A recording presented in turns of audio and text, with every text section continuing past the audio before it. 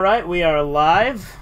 We are watching Takeshi Kitano's Dolls. I have it paused on the Office Kitano logo. I think I hit play on the menu and then hit pause, and it has a 17-second runtime here, so I think it's the Office Kitano logo. This is my third favorite Takeshi movie. I fucking love this movie, so I'm going to hit play in 3, 2, 1, now. Okay, so it's not the Office Kitano logo. It's some other logo, but still.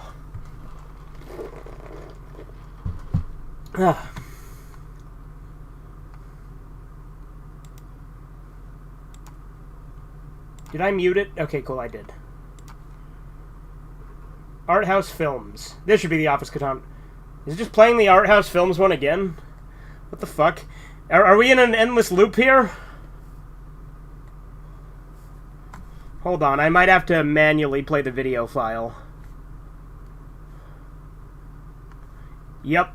I think I'm gonna have to. What?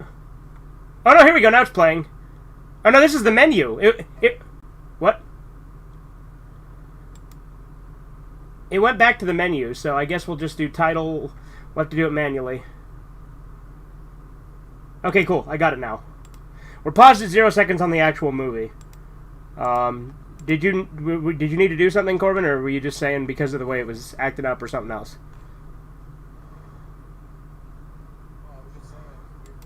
Yeah, it was weird. Alright, 3, 2, 1, now.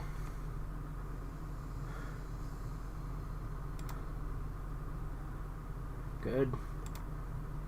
Alright. Hooah! You know, it's got those Easter Island heads.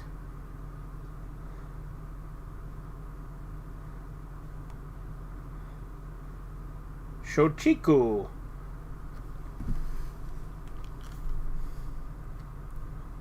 There we go. There's the Office Kitano logo. You know, Takeshi left Office Kitano.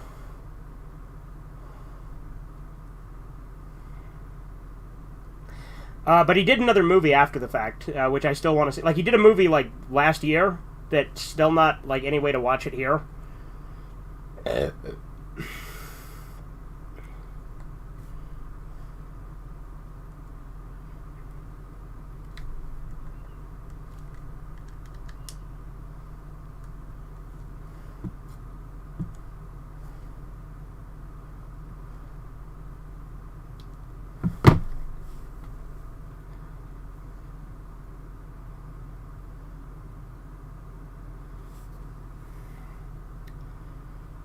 Yeah, there. Yeah, yo.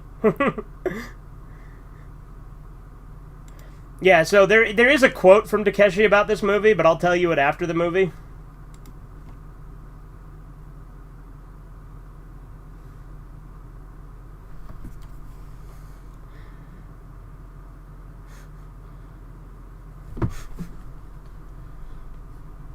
It's funny, because when you watch this beginning part, this scene seems like it has nothing to do with the movie, but then it turns out, like, at the end that it's, like, a parallel of it.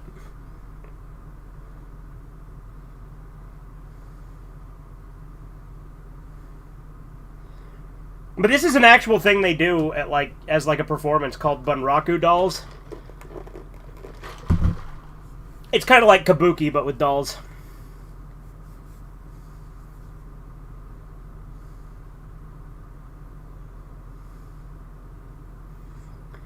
Have you ever seen Sergeant Kabuki Man NYPD?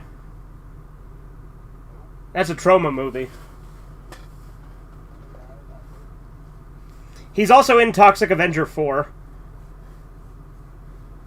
We need to watch more of those, because we did one, but we need to do the sequels, huh? 1 is obviously the best Toxic Avenger, though. 4 is fun, though. 2's alright. 3 I hated, but maybe I'll like it more on second watch.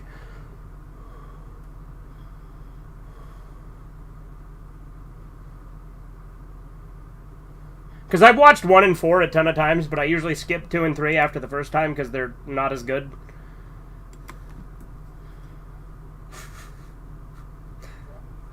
Yeah, Japanese art is fucking weird. Don't worry, this isn't the whole movie.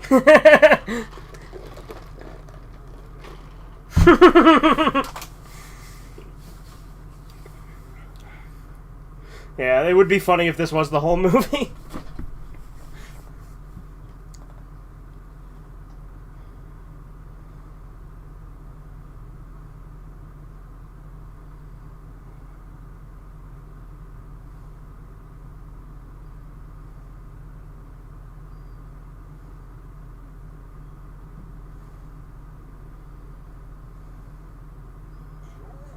Yo.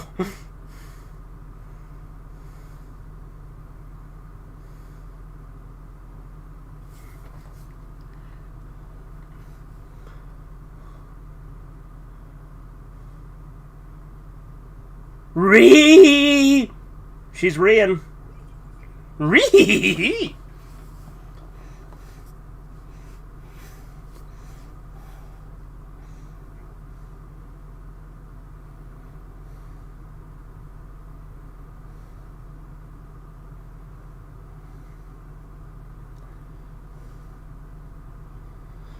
By the way, this movie technically has 3 stories in it,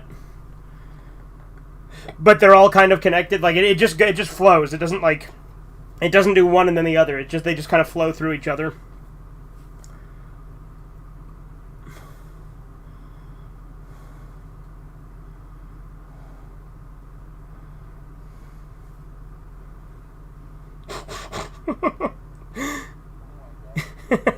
Yeah, this beginning scene is really fucking weird. I don't know, because, like, at the end, when they bring the dolls back, it ties into the actual movie, but this one I don't think does. It's just a bunch of shit. Maybe I'm just not intelligent enough to get how this somehow connects. Because, like I said, at the end, the dolls do come back in, and it is actually relevant, but... Yo! They did the ting ting ting ting. Oh, I fucking love this song. This is my favorite song on the soundtrack.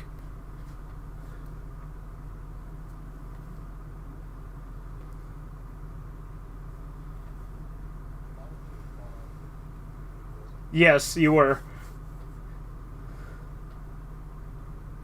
I love the soundtracks to a lot of Takeshi's. Like, any soundtrack that he had done by Joe Hisaishi is fucking great.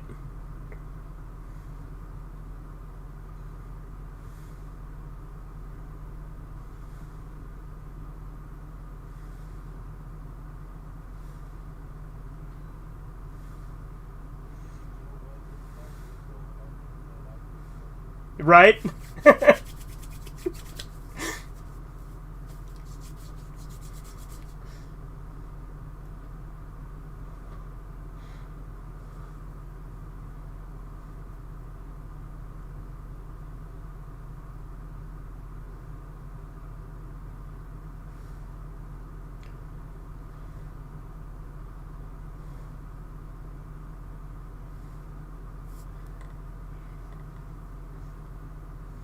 Here we go. Here's where the actual movie starts.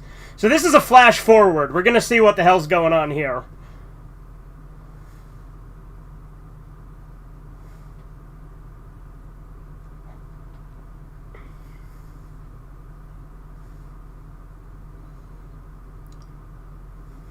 Like I said, this movie is a fucking massive downer. Like, everything's fucking depressing in it, and any little ray of hope that shows up gets crushed.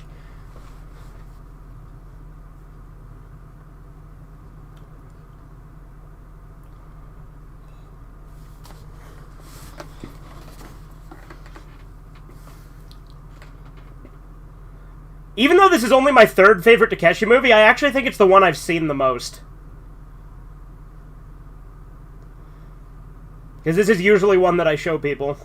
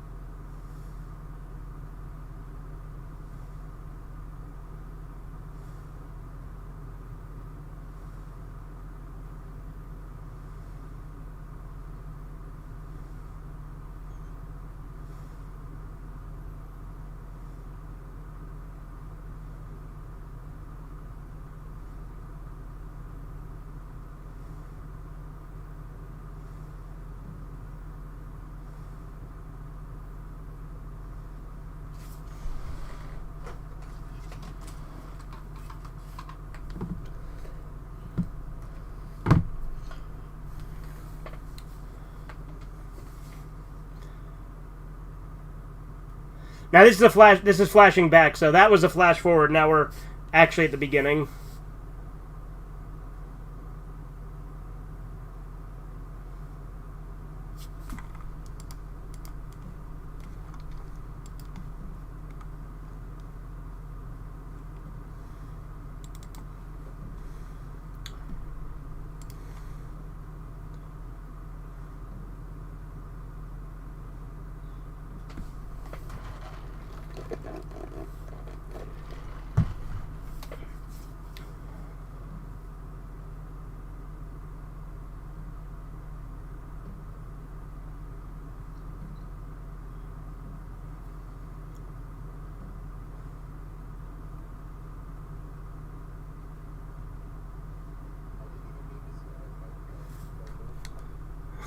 Nice.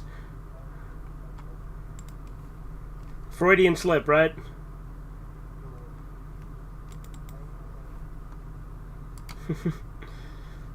Yeah, if you didn't catch that, this guy, they're at a wedding, and the chick he was gonna marry, he's not marrying, because instead now he's marrying the daughter of the company president for status.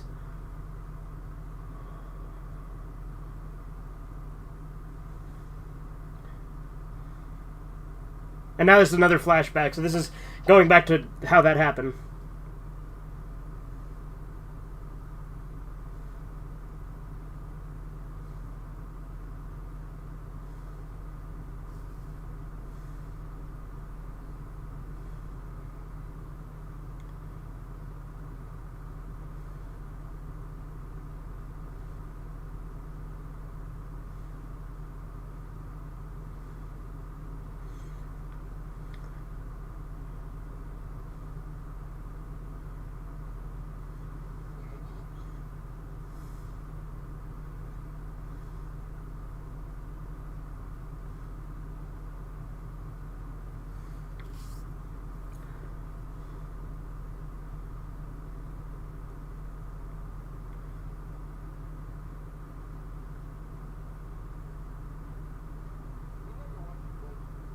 No, we've only seen the first one.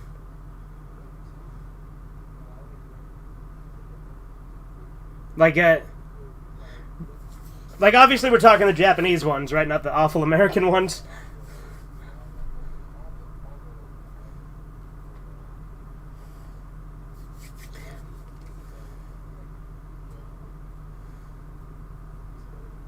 Okay.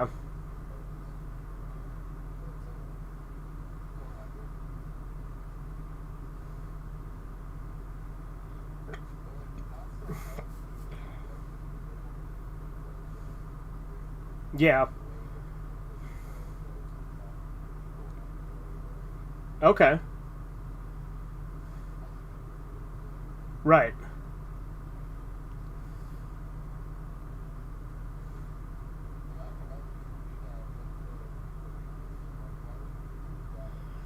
Yeah. So, did you catch that though? The chick that he dumped for the status chick just tried to kill herself, and now she's fucking brain damaged.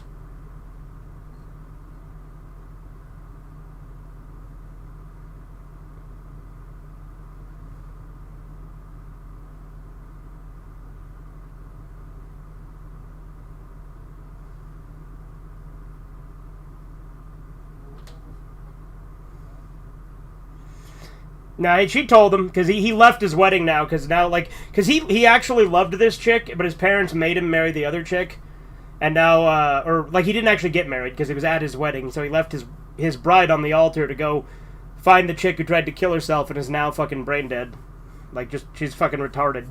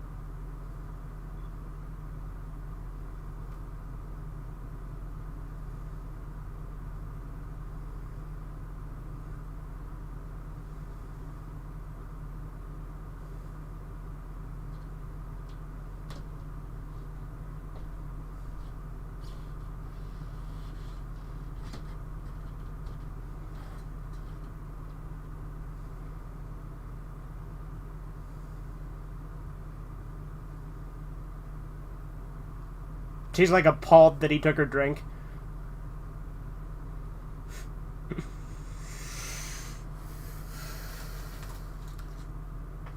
He pulled the fucking Princess Bride with like, oh my god, what in the world could that be?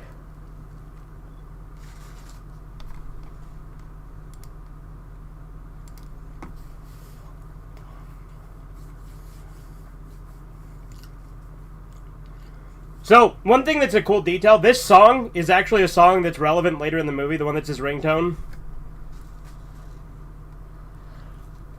Because like I said, there's 3 stories, and that song is involved in the 3rd story.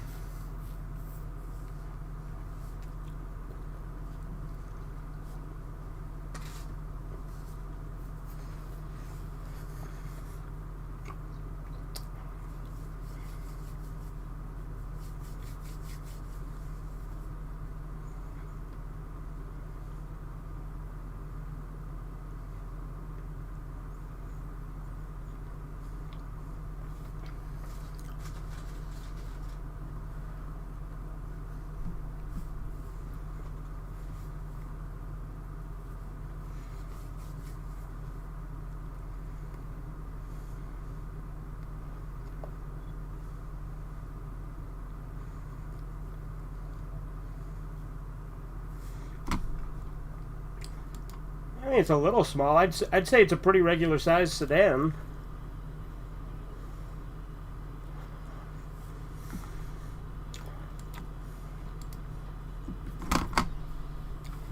This is Dolls. It's a Takeshi movie.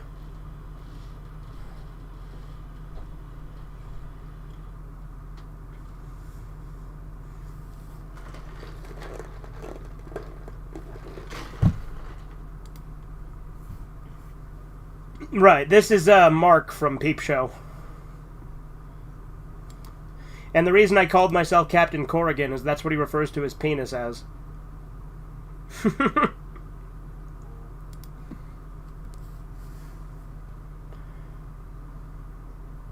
Okay.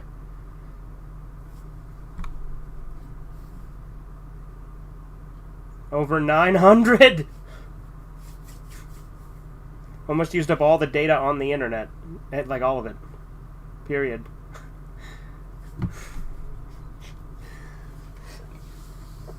Yeah, maybe. Well, like, you mean, like, data on, like, your phone plan? Like, on your computer. Your computer has a data limit? Or are you talking, like, CPU usage? You have, like, a limiter on your computer? I'm confused as to what you mean then, but okay.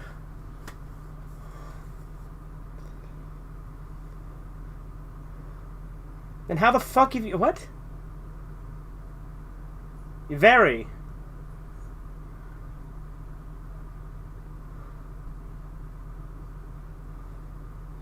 Like, do you have, like, a limited amount of internet you're able to use for, like, before you, like, under what you pay, or... Okay. Are you using, like, Wi-Fi? Are you using, like, a Wi-Fi hotspot, or what are you doing? Ethernet. Yeah, then I'm even more confused, but okay.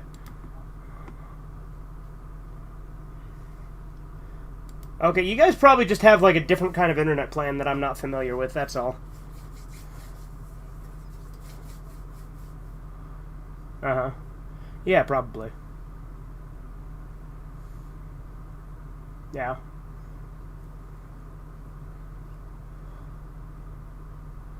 Yeah, so he went and he took her out of the mental hospital.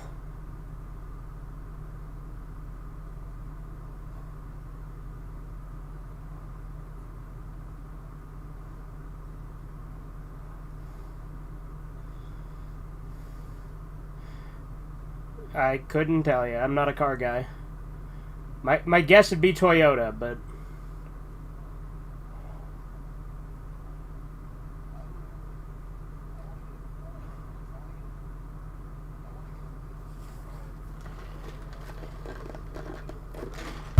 Yeah, see you later, Horizons. Yeah, I decided delving down the internet data thing wasn't worth my time, so I just let it go.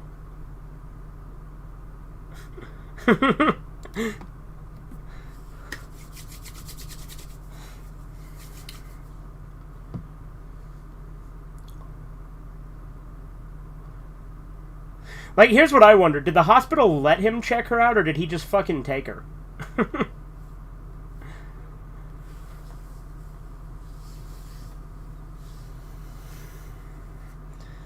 Because I think he just fucking took her.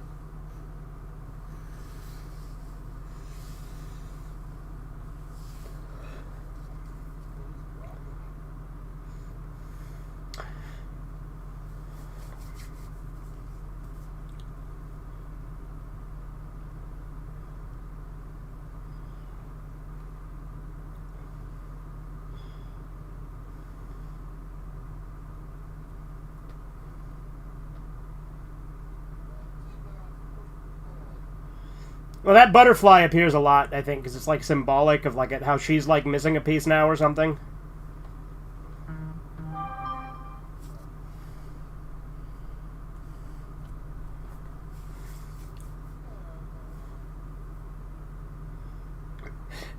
What were you thinking?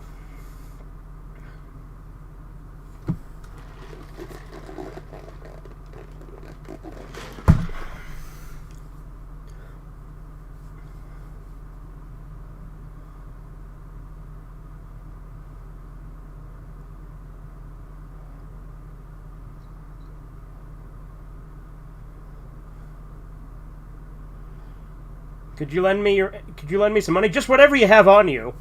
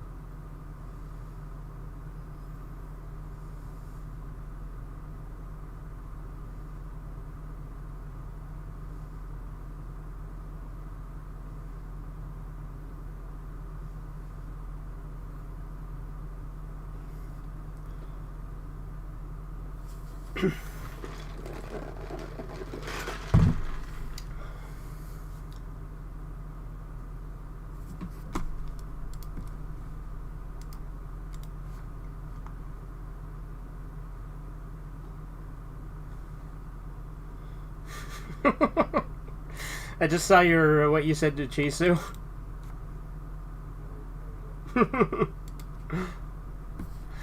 I like how he called you a beta for that. Or no, he didn't. Never mind. He called. Never mind. I misread. I don't think it's close enough though. What is Chisu, gay? Speaking of Chisa, yes, like Chisu pizza.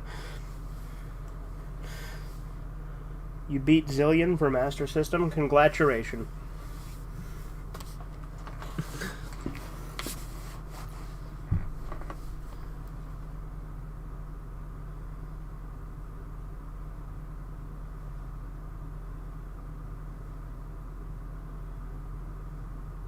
With how retarded she is, like, they obviously don't depict this, but she's probably, like, constantly, like, pissing and shitting herself, right?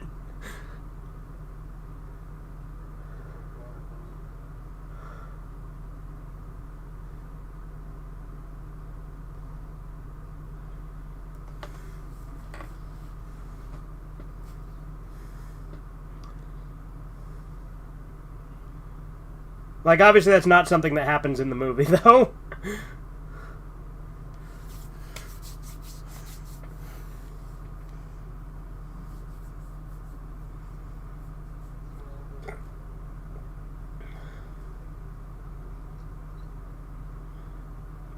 What was the question?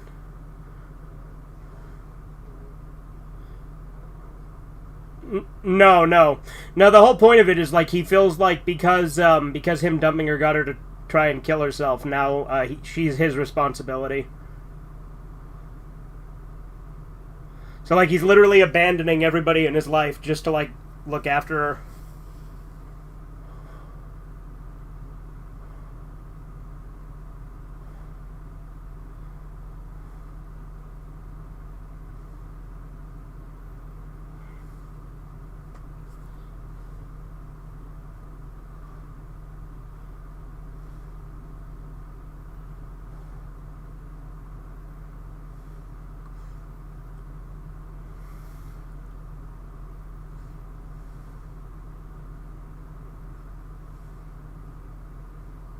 She was so stubborn he bought the fucking toys for her.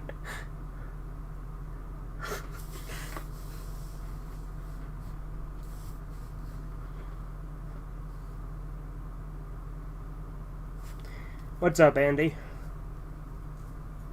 Disney did a Marvel DBZ comic? What? There's so many questions I have with that. Oh, you're making shit up. Never mind. Okay, it's just Chisu with one of his ideas. Like, you know, in the Disney adaptation. I thought he was talking about some weird, obscure piece of Dragon Ball media I was unfamiliar with, and I was going to be like, how the hell did they get the license for that?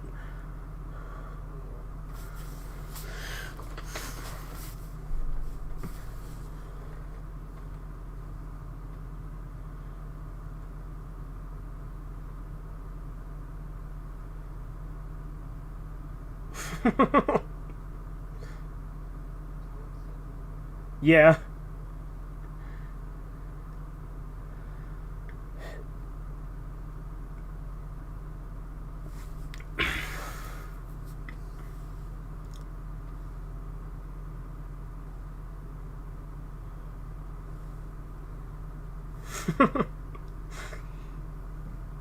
She's just fucking doing that all day.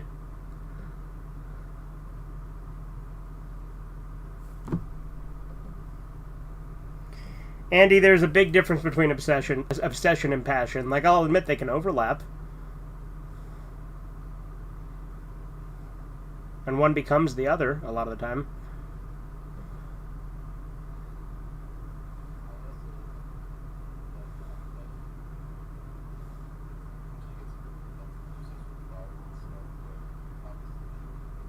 Yeah.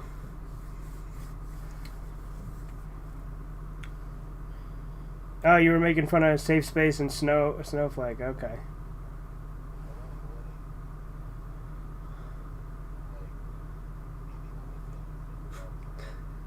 Yeah. He put her in the car to get her to stop just playing with the toy outside. She just gets right back out and starts doing it again.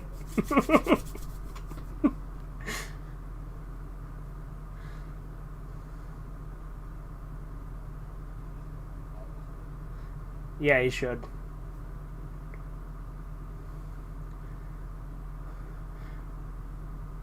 I mean, like, she's the ideal woman.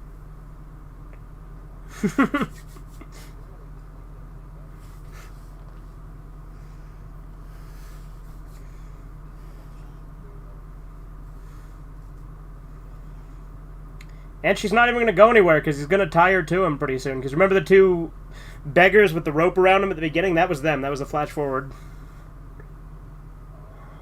Because it's going to happen soon, but he's going to tie a rope from him to her because she's too retarded to, like, not get, like, hit by cars and shit.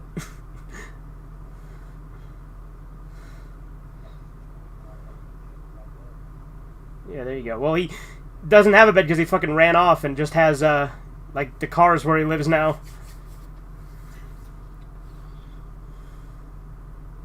See what I mean? She almost got hit. Just going to get the stupid ball.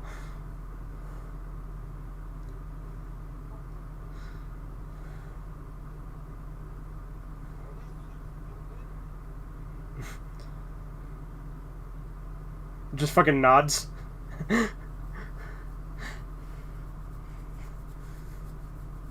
Many millennials are getting colon cancer. You assume too much butt stuff? Okay. I think it's because we eat literal poison.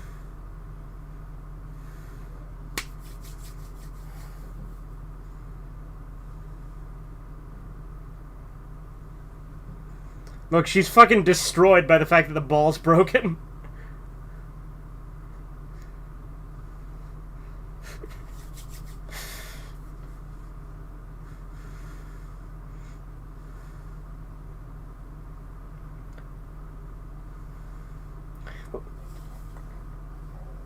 Right?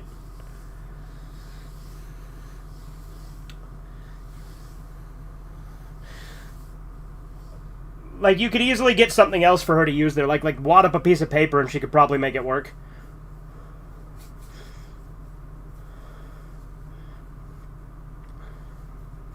But, like, out of the 3 stories, this is, like, the main one. But my favorite one is the one with the Yakuza boss, which is the second story. But this one, I still really like this one. And this one ties around at the end, because, like, the other 2 stories happen. And, like, then it goes back to this after each one.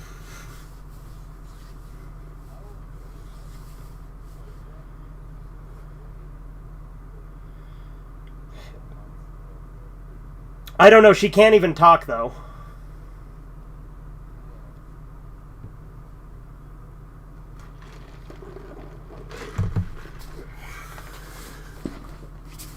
But, like, obviously it's been a while now because the car's all fucking dirty and gross and he has long hair now.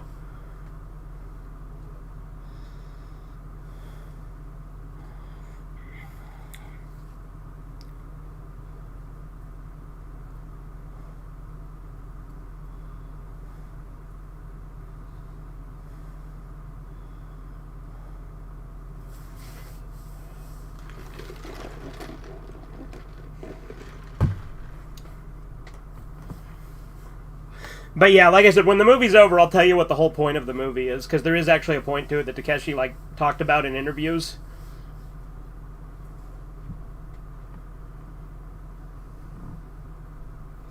But I know you don't care about spoilers, and I've already said, like, that it's a massive downer, but I don't want to spoil too much of it.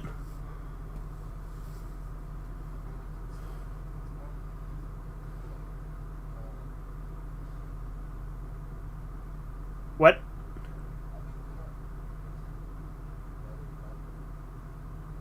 I think it's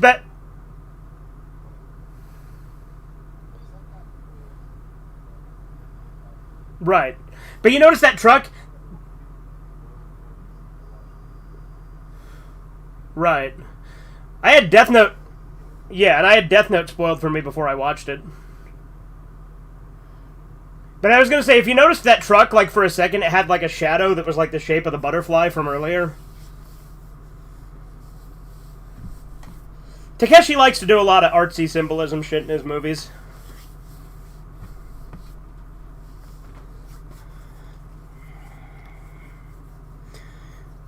I also just really think that, like, Takeshi's style is very unique, and I like it, like, the way he deals with, like, narrative and stuff, because, like, he often has, like, non-linear stuff where it kind of jumps around a little bit chronologically.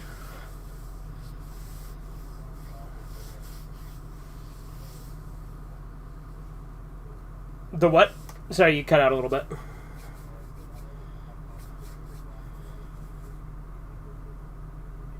Right, yeah.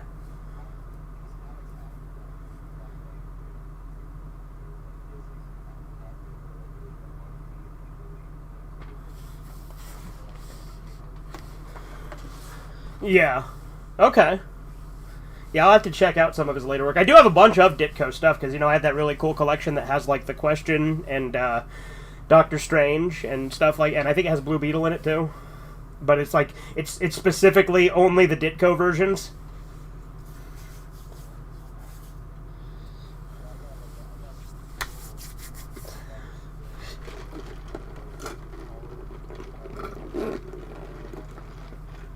I think the one I have also has Captain Atom in it. Because Captain Atom is the one that's Dr. Manhattan, right?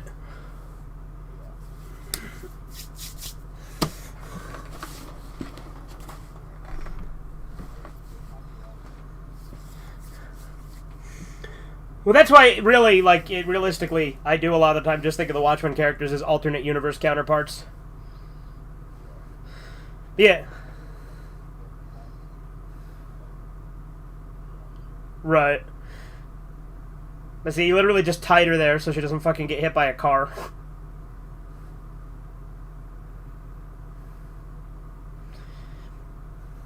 And she's... Right.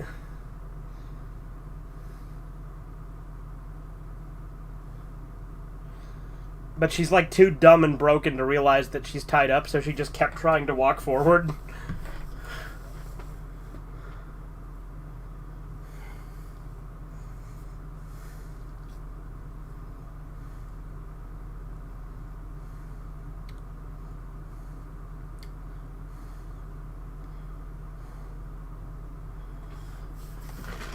We also need to watch Getting Any one of these days. That one's a lot more... Like, that's a comedic one. Like, it's just a straight-up comedy that parodies a bunch of other movies, but...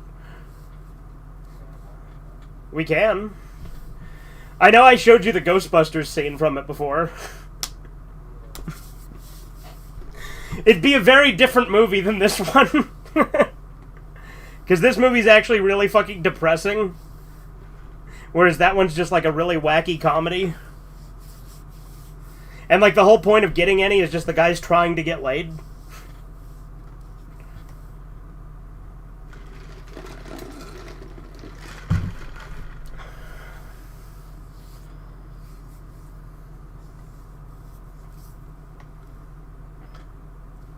I listen to this like, I listen to a lot of Takeshi soundtracks.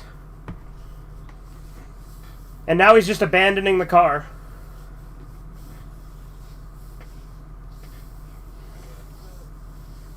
Yeah. I really like...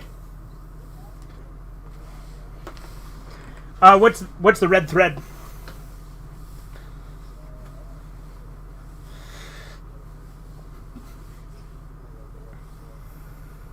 Okay, I'll have to look into it then, because, like, Takeshi obviously, like... Again, Takeshi likes to use a lot of symbolism and shit and not say stuff directly, so...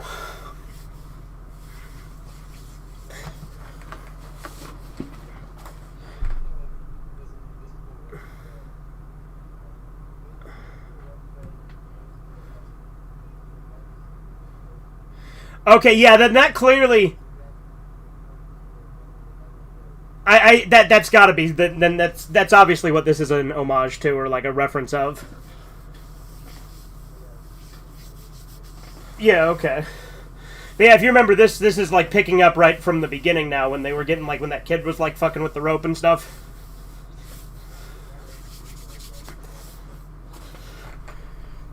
Okay. I think now is where we're going to finally start getting into the second story, but I'm not 100%. Tell you what, though, I really have to piss, so I'm going to pause.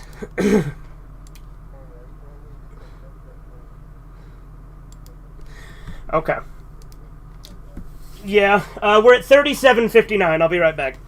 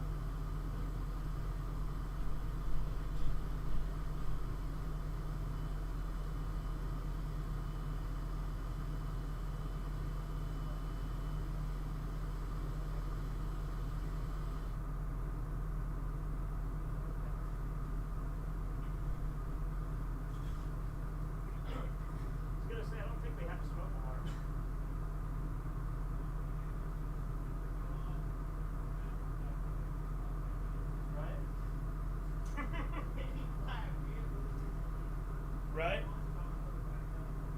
Yeah. Well, look, these two will let us know if there's a fire. We got 2 living smoke alarms.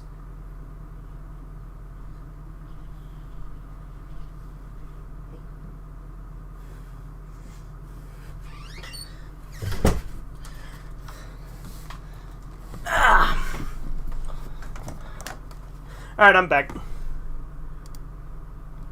But Corbin's not. And now we play the waiting game. Best idea, the intro to when animals attack, and then video fights in the Waffle House. I know. You and your copy and pasting shit. I've read that before, just not out loud.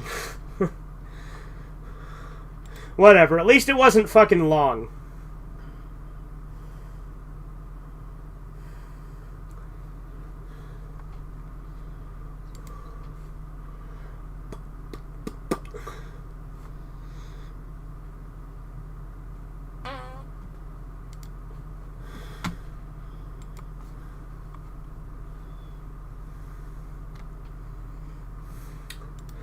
Alright, Chisu, I'm waiting for Corbin, so...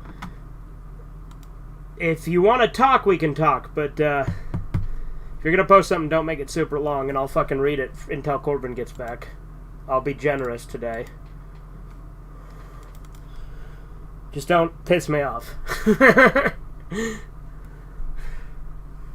Compared to the 90s, there's a lot of ugly people on TV nowadays. I assume it's because the casting guys have an ugly fetish. Yeah, there you go. They're gonna break that fucking casting couch with the fucking land whales.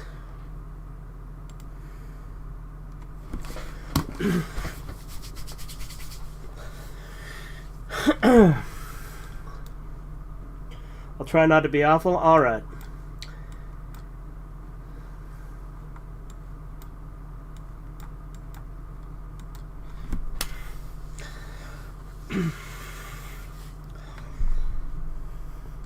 These guys are losers. Again, you posted this one so many times, and I don't care. I've read it multiple times, but fine. A limp dong flopping around, leaking sperm all over. Me on party of 5. See, it's not particularly clever, but you really think it is, so you really wanted me to read it. And like the second I see party of 5, I'm just like, oh, there goes my interest. But, you know. There you go. Hey, I read it. We're good. We're good. No, like I said, Chisu, I have literally nothing else to talk about until Corbin gets back, unless I wanted to start rambling on, and I'm too lazy to do that. So for once, I'll entertain the chat. And by the chat, it's you, so kind of limited on my options here, so it's your lucky day.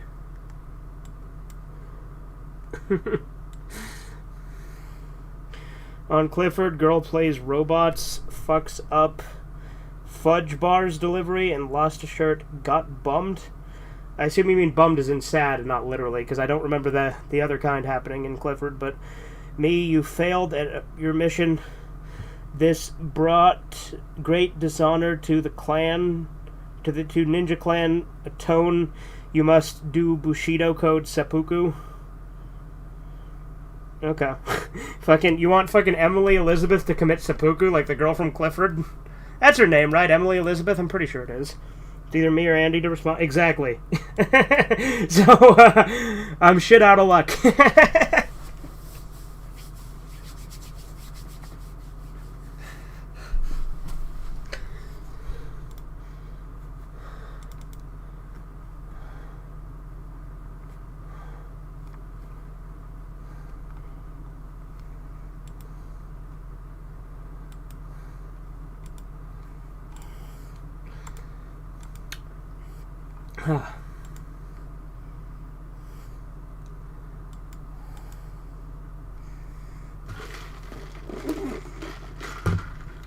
BMO ad. What the fuck is BMO? Like body mass? Or no, that'd be BMI. Openly black guy pitches for French Canadian bank. Okay, so I assume it's a bank then. Me, blacks don't work at banks and they rob convenience stores, and Frenchies don't like non-whites and non-French, like China hating non-Maruda. Okay.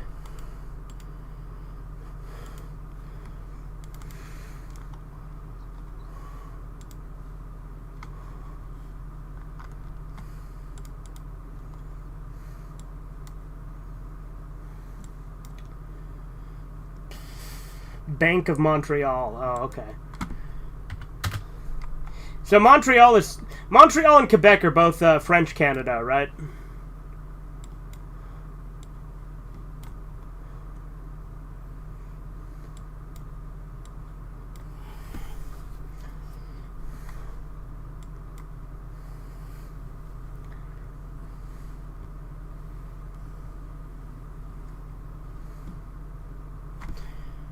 What a pretty girl. I hope she doesn't eat sperm, but I know she will. Fear factor. They've never actually done that, have they? Like, I mean, they've eaten reindeer testicles and shit like that, so I guess it wouldn't be that out there, but... Yes, it's the French lands? Yeah, okay. I was gonna say, those are like the two parts of French Canada I know about, is Montreal and Quebec.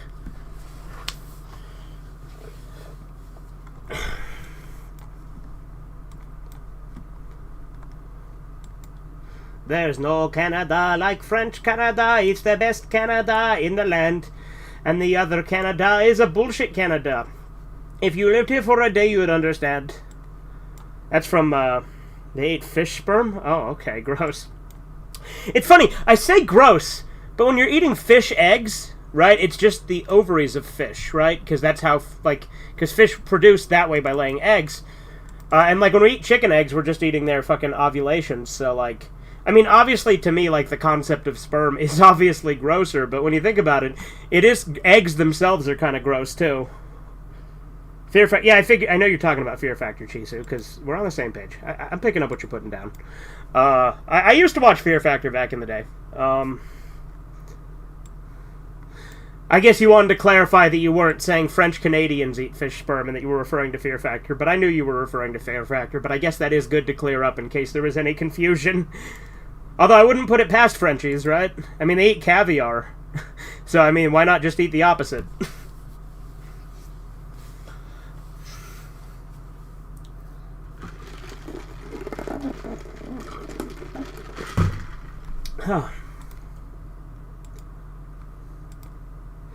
See, when I build on and engage it, that I can have fun with it, but I can't do it every day. Like, I can't do it most of the time, to be honest, because, you know...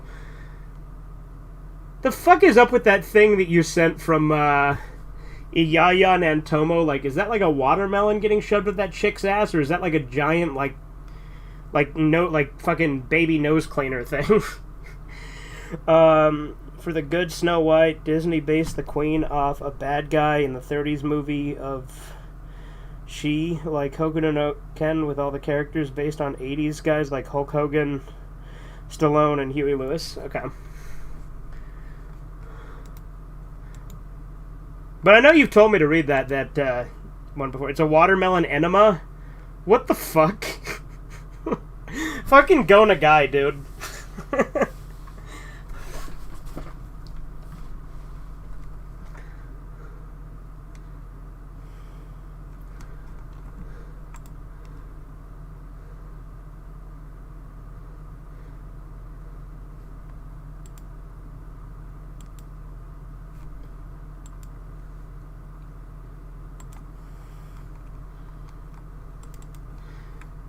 Corbin sure is taking his sweet time on that other call, isn't he?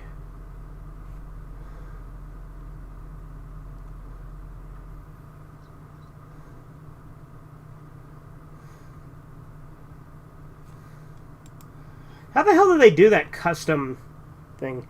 Crude and crass and off color? It's like a Morikun in some ways? Okay.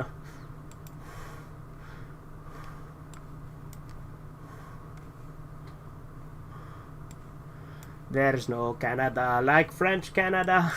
If you guys don't know, that song is from South Park, because, like, there's the, is it Christmas in Canada? That they, No, it's, hold on. What fucking episode is that? It's from Season 2. Hold on. Again, I used to be a fucking South Park encyclopedia. Let me narrow it down. What the hell episode is the French Canada song from? Because they follow the only road, and they meet up with the French Canadian, the Newfoundlander, and, someone else, I don't fucking remember.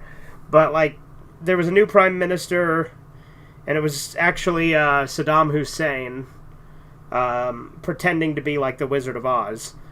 What fucking episode is that? It's Christmas in Canada, right? Is it? Maybe it is It's Christmas in Canada and I'm overthinking. Yes! It's Christmas in Canada. I was right the first fucking time. Let me double check, though. Because I'm like 90% sure I'm right on this, but I haven't seen that episode in so fucking long. No, Christmas in Canada season 7. So it's not that. Hold on. I'm on the cusp of figuring it out. Newfoundland wants sodomy back? Yeah, exactly. Because they each wanted something back from the Prime Minister that he took away with his new laws. Weird wordplay on meanings, naked chicks, and poop and torture like Beavis and Butthead like. Okay. Oh, hey, finally. I was going insane. Because I was reading Chisu's chats.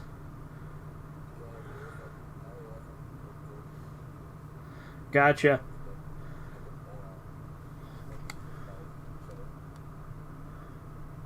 Alright, Chisu. Enough of that. I hope you enjoyed me being generous this once.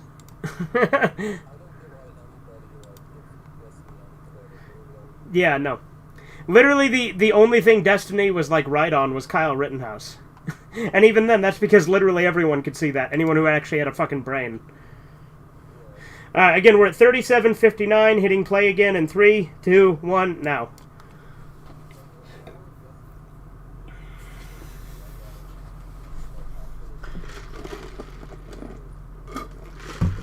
Yeah. But yeah, this is the Yakuza boss. Like... Right?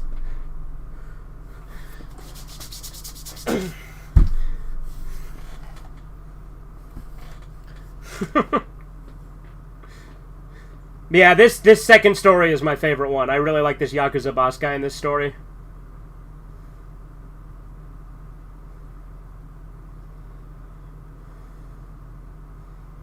Oh, by the way, I'm pretty sure that guy in the red shirt is Susumu Terajima, so I kind of have to.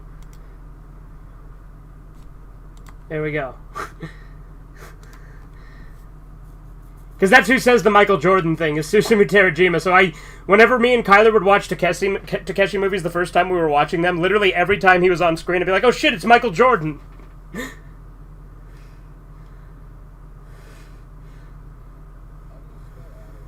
Adderall. Exactly as it sounds.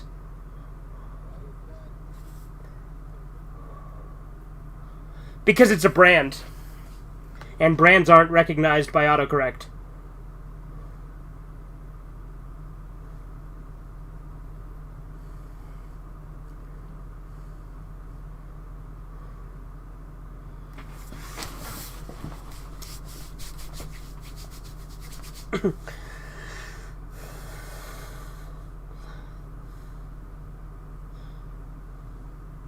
Yeah, this guy with no legs sees those two and he's like, what's up with them? They're weird.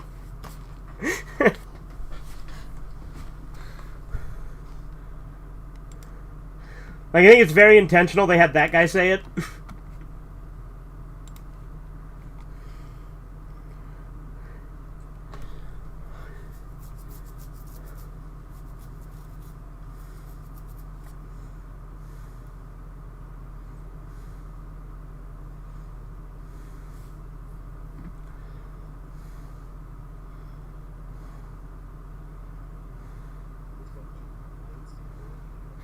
Yeah, he made some green by doing alchemy, exactly.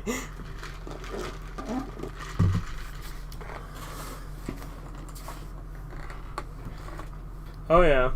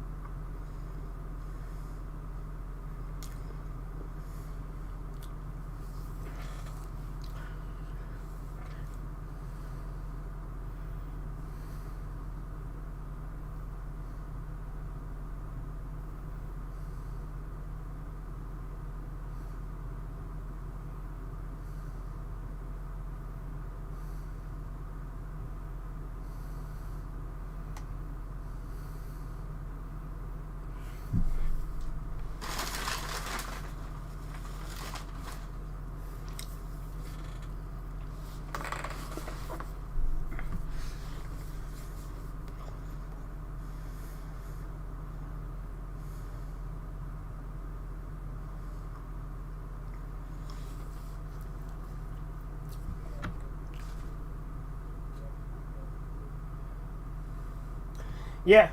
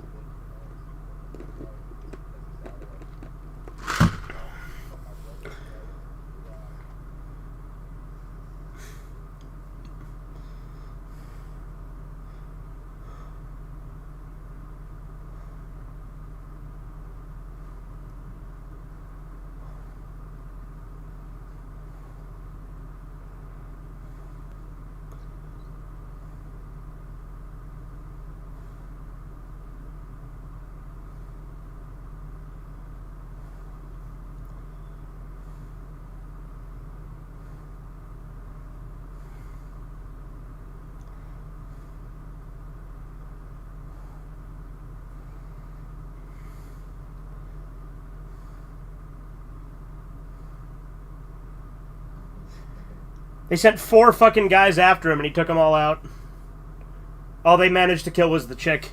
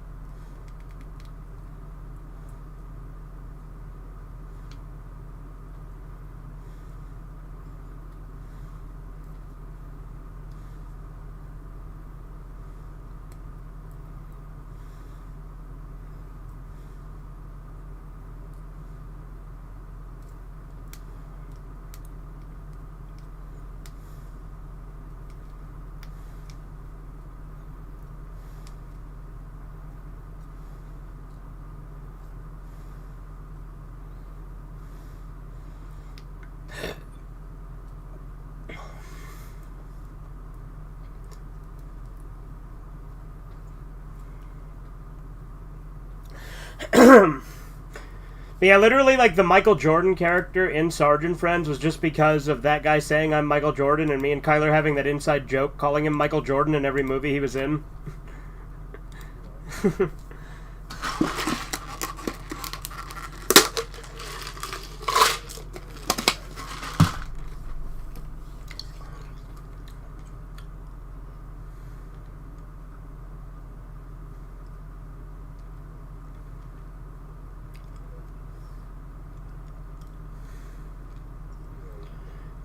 Dude, Michael Jordan here is pretty based. He left her because a woman can be a burden and get in the way.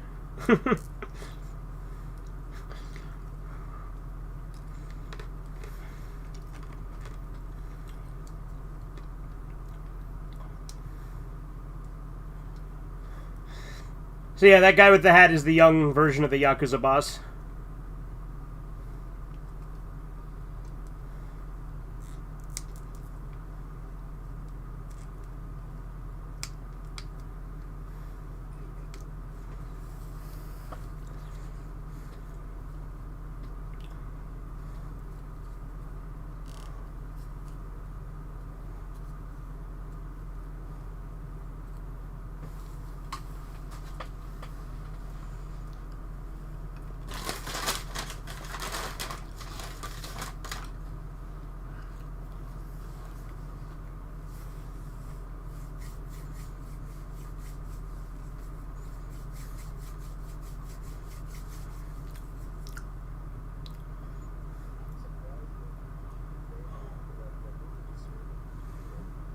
Right?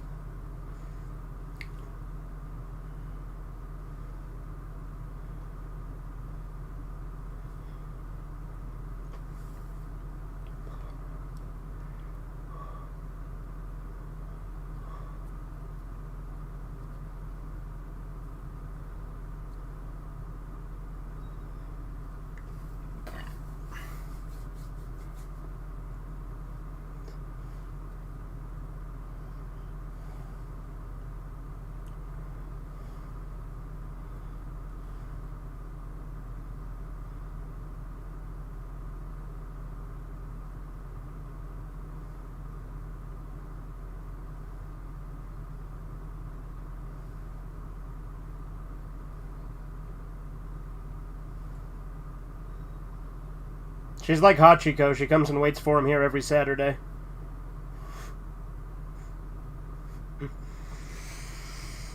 If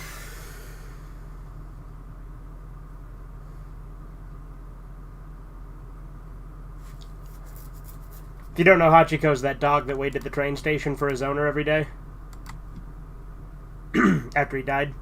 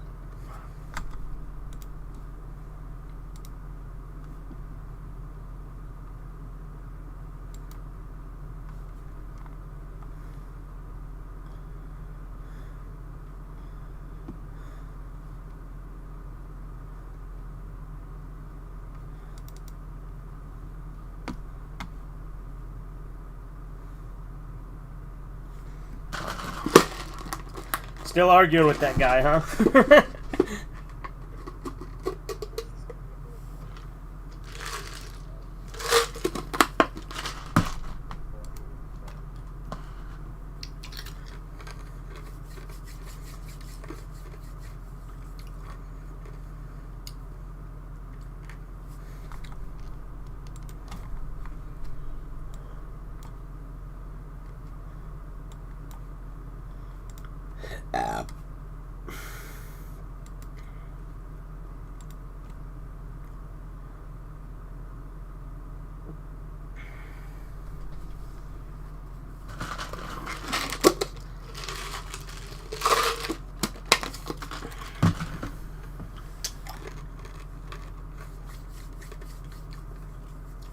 I like how different the park is because it's been decades.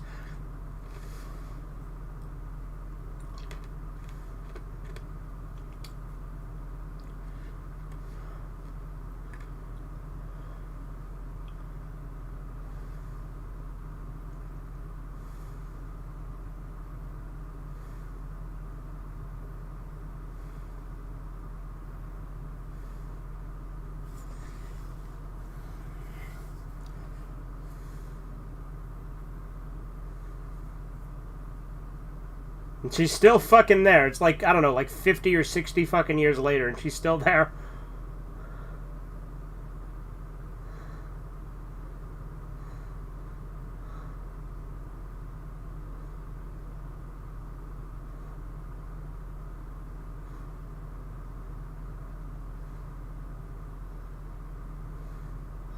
She's aged pretty fucking well, too.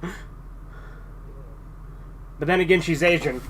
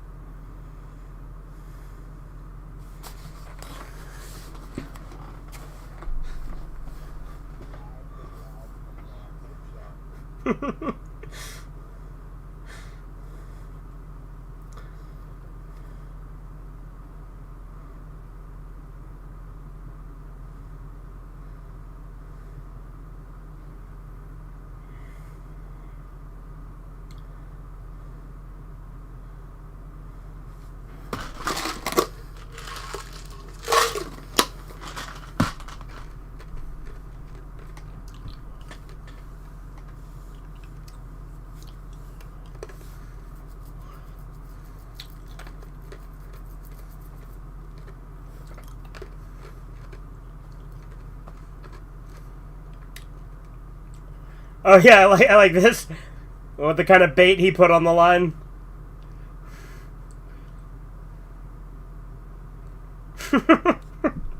Like, why the fuck would he use tangerine as bait?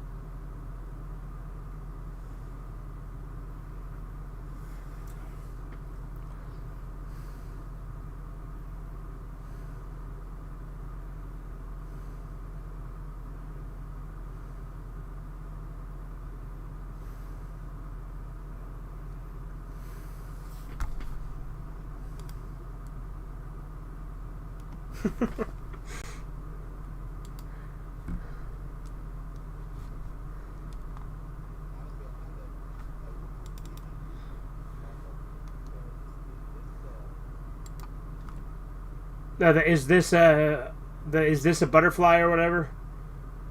Yeah, no, a little baby pigeon is way funnier than that.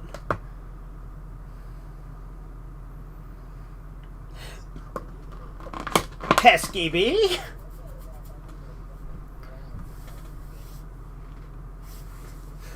Yeah. That's odd. They're pretending they don't respect me.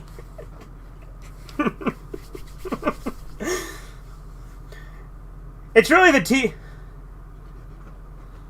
Yeah, that would be a good red eye theater.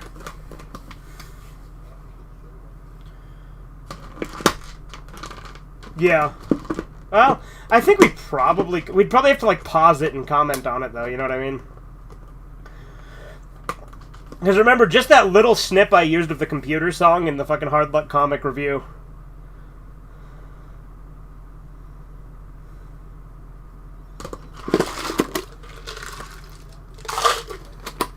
Yeah, and I literally only use like 5 seconds of it.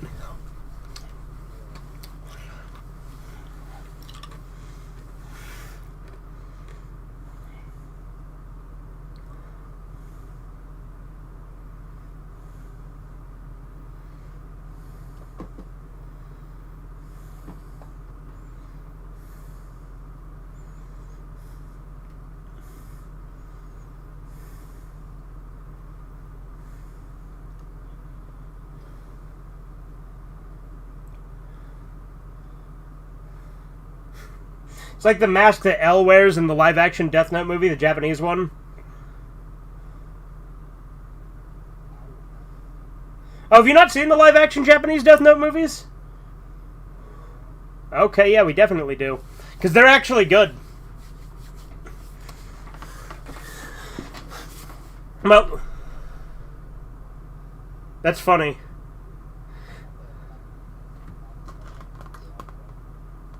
But you've also seen the Relight movie? Okay. Have you seen both Relight movies, or just the first one? Well, the first one is the one with the most differences, anyway, because the second one tells the mellow and near part of the story, but it does cut out a lot of shit. Like, it completely gets rid of the mafia part where they kidnap Light's sister. Like, none of that happens in the movie version.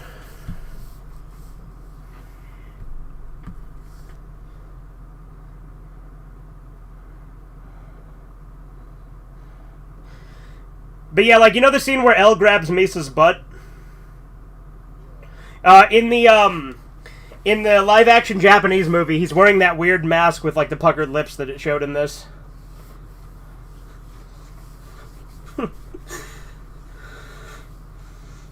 Because he's, like, wearing it, and Light's like, what the hell are you wearing? And he's like, I need to hide my face so Kira can't get me.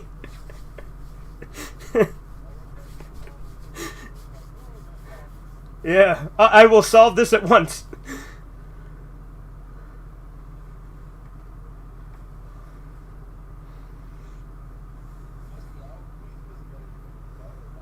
Oh, Elle, easy. I've argued with Spencer about it, actually. Spencer thinks Elle and Batman are on, like, a similar level, and I think Elle's way, like, better of a detective. Like, it's not even close. Yeah.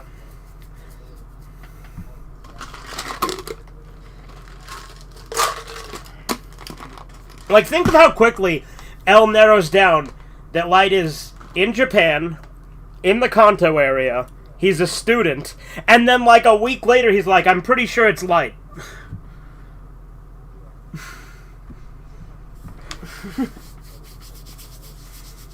Yeah.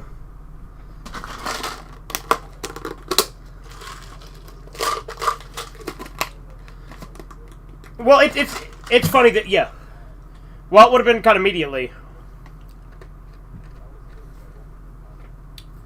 Yeah, first episode, easy. Like, it's funny, because people, like, there's literally, like, a hypothetical, they're like, could Elle solve the Heisenberg case? It's like, yes, in, like, 2 seconds. And then the people are like, oh, could Hank solve the Kira case? And I'm like, probably not. Yeah, like, obviously, yeah. But yeah, that's the mask Elle has in the Death Note live action movie.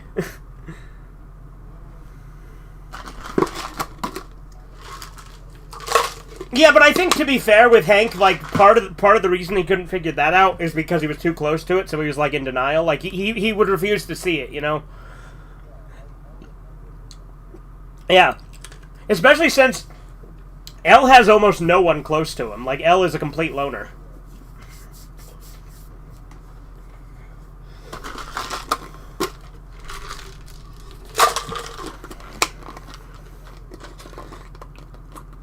Yeah, he'd still figure it out.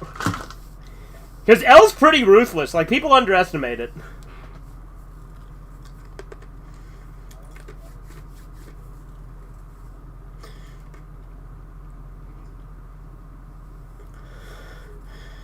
Yeah. Yeah, so...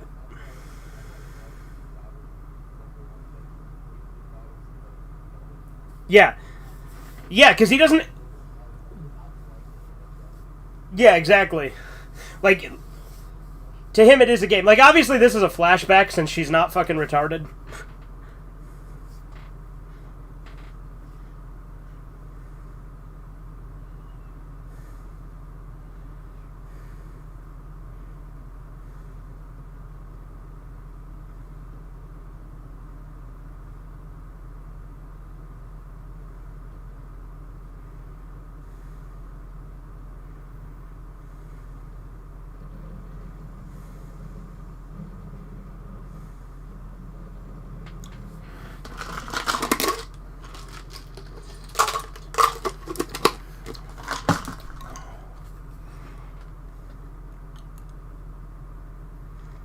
Okay, so yeah, this is the third story now. So, see what I mean by the stories just kind of flow in and out of each other?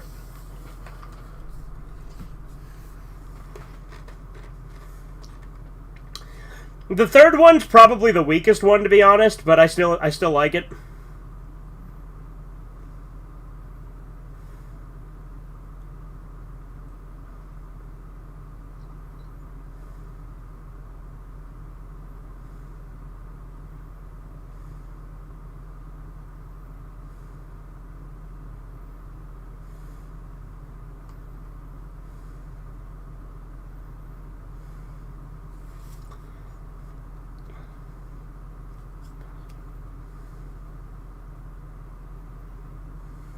You know, like, whenever Takeshi does, like, beach scenes, he intentionally does it when it's, like, cloudy and gray.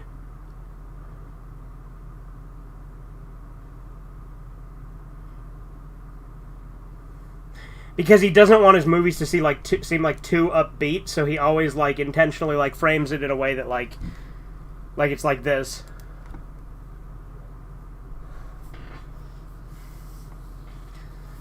Because most of his movies aren't particularly happy. They're usually really bleak.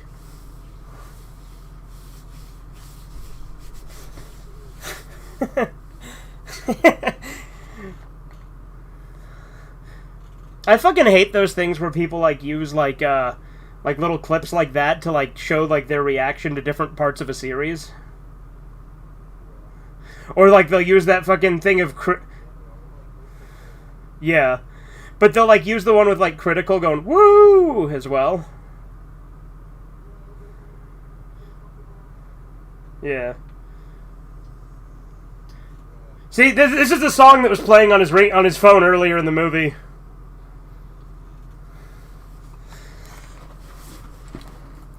When it gets to this segment, I'm like, it'd be pretty cool if that, like, this is like a Perfect Blue, but if the guy wasn't trying to, like, kill her. Because the blind guy in this is a guy who's, like, obsessed with her.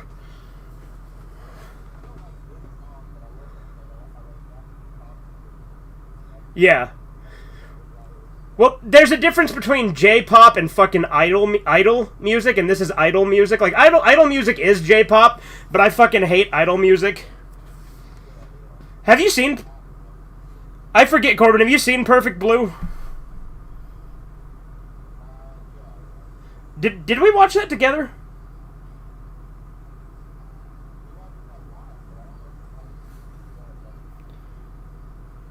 Because, like, Because Perfect Blue is great. I fucking love Perfect Blue. Which one?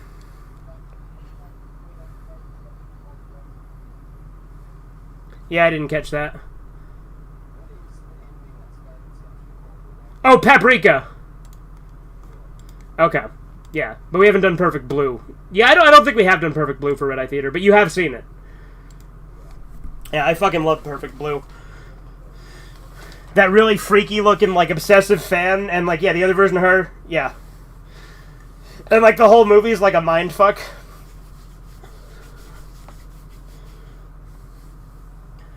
But yeah, like, this obviously isn't like that. Like, this is, like, the guy who's blind in, like, from... Because that was a flash forward and now they're flashing back, just like they have with the first story. But, like, the blind guy's, like, a guy who's, like, obsessed with that idol chick, and, like, he blinded himself so that she'd allow him to see her, because she got in, like, this car accident that, like, mangled her. By the way, I guess I just spoiled this entire story, but, you know.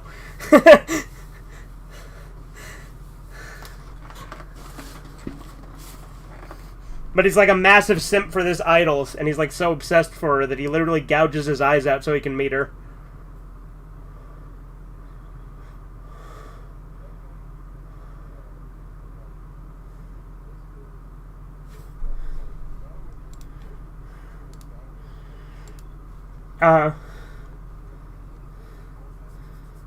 Yeah.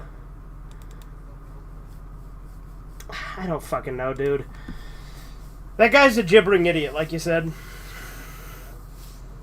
Oh, was that another guy?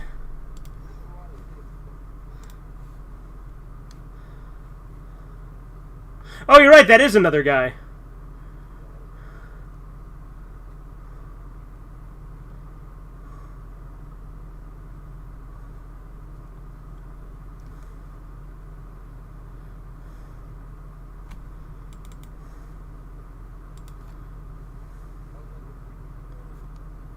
Yeah, it's true.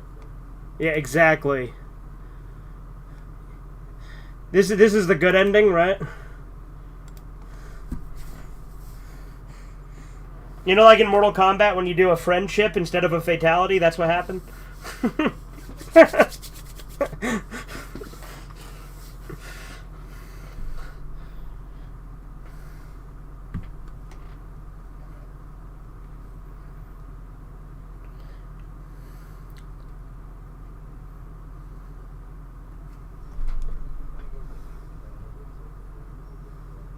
Right.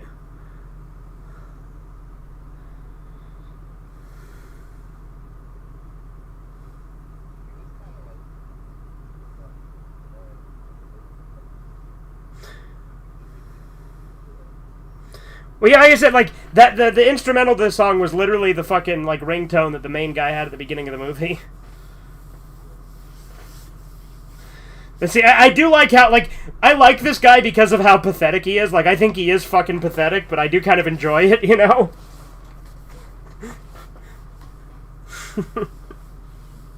Like he has this fucking shrine to her in his room.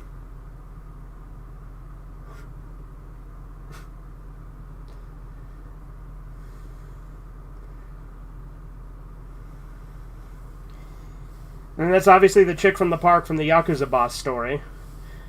But this is before, like, this is earlier. Because, again, this kind of goes all over the place in the timeline. Because this is before like, she meets back up with the Yakuza boss. So this is a previous Saturday. So, basically, whenever he wouldn't show up on Saturday, she'd just give this guy the extra lunch that she had.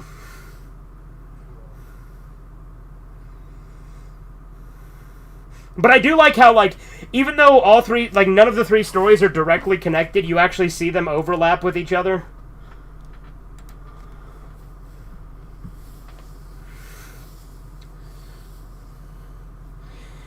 Because I think this movie's a very unique approach to having, like, an anthology of stories, because they're not completely disconnected, but they're also, like, not connected.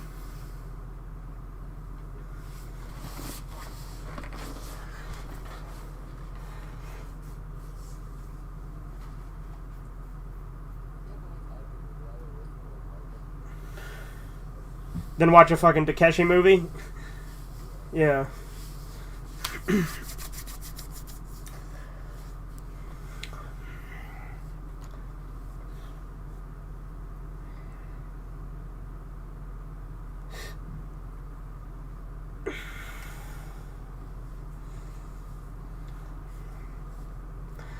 Seriously though, male fans of idols are typically pathetic simps like this. Like, it's a very uniquely Japanese... Well, I'd say it's actually a uniquely Asian problem, because they got it in Korea as well. Although in Korea, it's actually, I think, more common for it to be, like, boys that are, like, the singers, and then, like, girls that, like, fucking swoon over them. Although men who are fans of fucking K-pop boy bands are even more pathetic than fucking idol fucking simps, I think.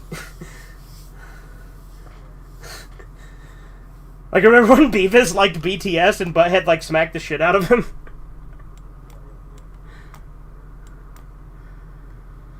Well, Butthead didn't even... Like, it's not even that he was... Go ahead. Yeah, Butthead's super based in the new seasons.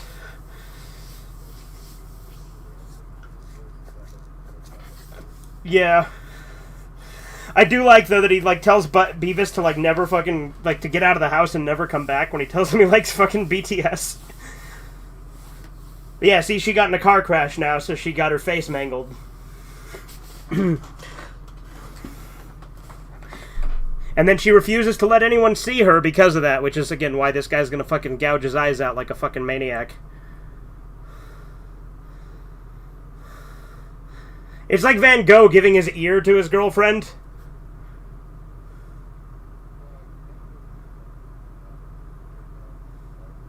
Oh, it got caught off in a bar fight? Oh, and then he just used it to make art. Okay, that's way better.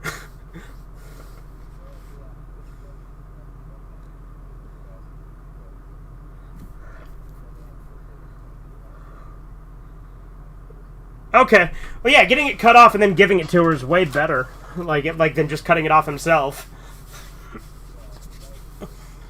Yeah.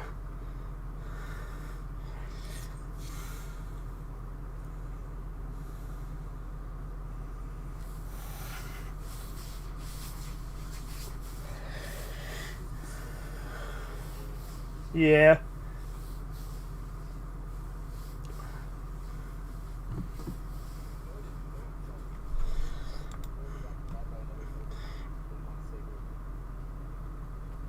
And was it ruled a suicide?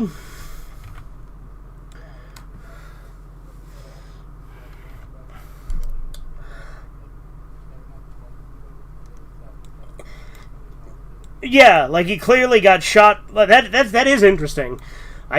That's fascinating. Actually, I didn't know that. You know, Edgar Allan Poe's death has a lot of interesting mystery around it too.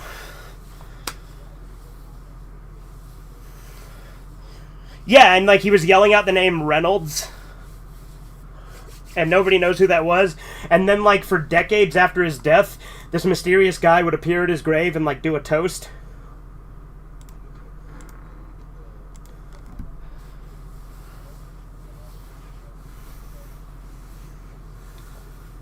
Mm-hmm. Yeah. Yeah, like, with that book, like, obviously, like I like Edgar Allan Poe. I like Lovecraft better though. I think people are crazy when they say Poe's a better writer than Lovecraft. But people do say Poe is a better writer than Lovecraft, and I think that's nuts.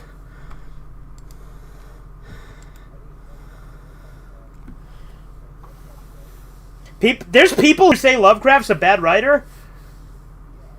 How retarded can you get? He's like objectively like one of the best writers of all time.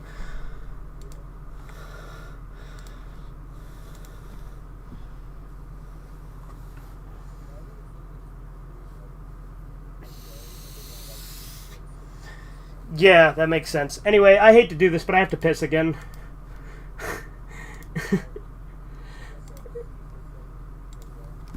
Alright, it's, we're at 1:15:46.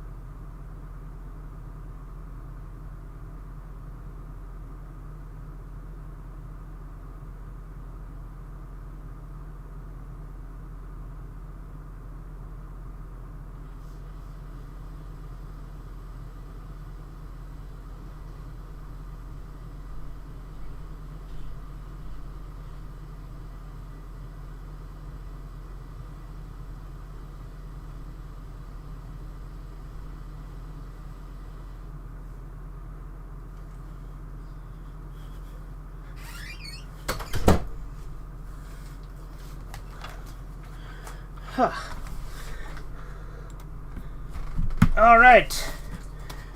Look up Poe's narrative of Arthur Gordon Pym. It has a Ningen from the sea. Huh.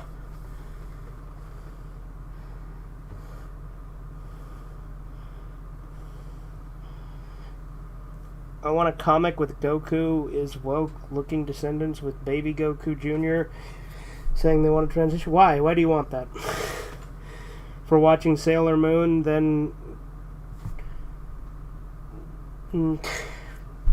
Fucking... The fact that you use the term GILF pan is disgusting. Because Pan's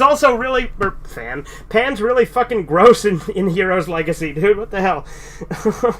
The Cryptid, yeah, I know. I know what you're talking about. I'm picking up what you're putting down. I catch your cold.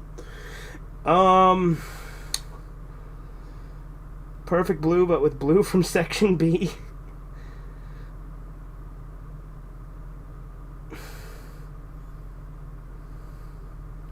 You just want Pan to fucking kill them, and that's why she raises them? Okay. Goes Super Saiyan 5. Okay. Offering his eyes like Shu and Hokuto no Ken. Yeah, but he's doing it for simpy reasons, whereas Shu was cool. Backdoor Beavis, like Bradley Manning's parts removed, his thing. I did finish it, Jisoo. Don't fucking... You asking me to finish shit I don't finish is like one of the things that really gets on my nerves, just so you know, but I did finish it. But yeah, I know there's a delay. I'm not mad this time. I'm just letting you know that is one of the things that's very easy to like start winding me up.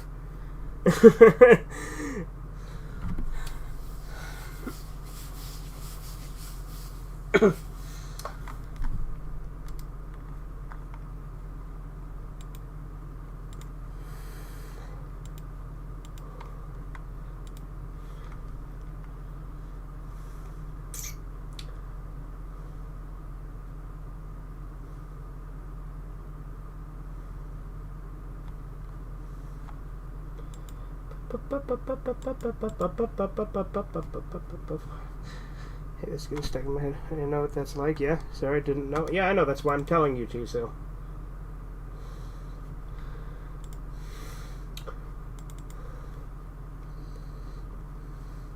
But I get it. I get that it drives you nuts when I read it part way and then stopped before continuing. But just understand, if I do lose interest and don't want to read it, probably means I don't want to go back to it. But in this case, I was just going off on a tangent and reading other stuff.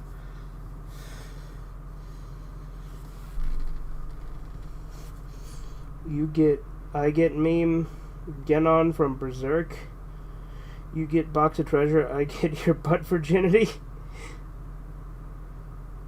Then Griffith with tech sounds good, booty boy. Okay. For like a second, I didn't realize who you were talking about, because for a minute I thought you were talking about Donovan, and I'm like, did you just get that really wrong? But no, you're talking about Griffith. Okay. Like the fucking rich guy that he fucking sold his fucking ass to because he's a fucking homo.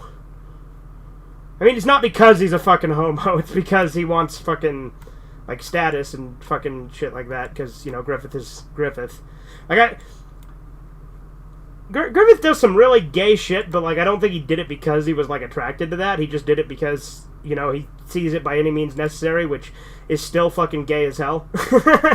Like, if you're willing to take it up the ass, that's pretty fucking gay, no matter what the fucking reasoning is.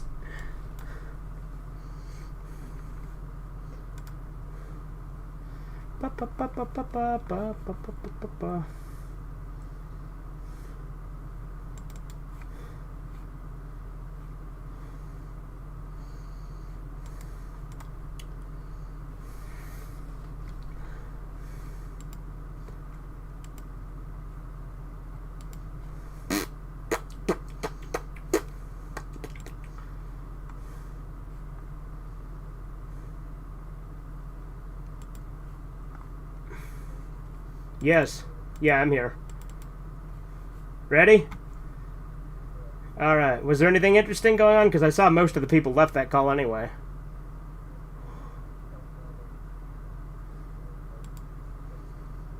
Yeah. Alright. 3, 2, 1, now. And again, that was at 1:15:46 that we hit play.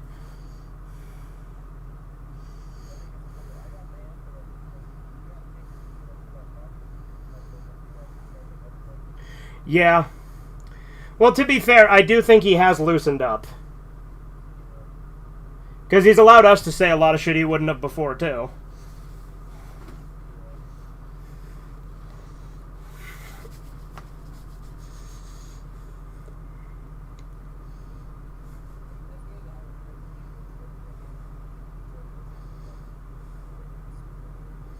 Yeah.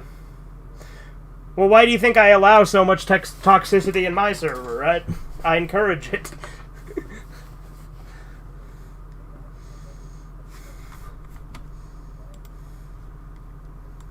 Yeah.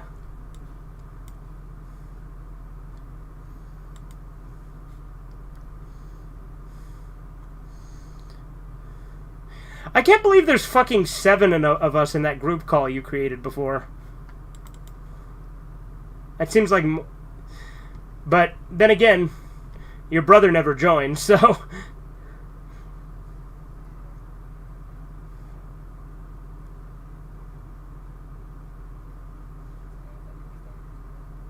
Yeah. What a loser.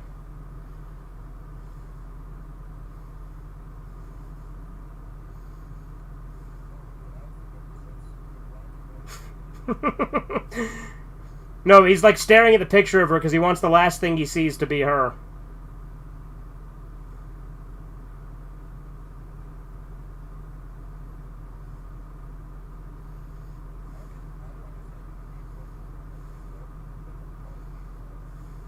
Yeah, I don't get it either. Fucking gouged out his eyes with a fucking box cutter. And, like, not even a particularly strong box cutter, so that must have sucked. Like, it didn't look like it was one of the really sharp ones. It was one of the fucking half-assed, like, cheapo ones.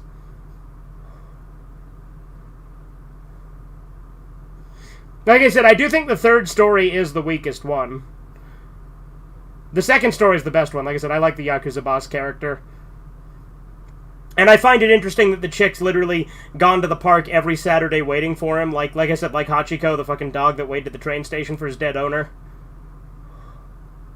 Which, you know, is obviously the inspiration for Fry's dog.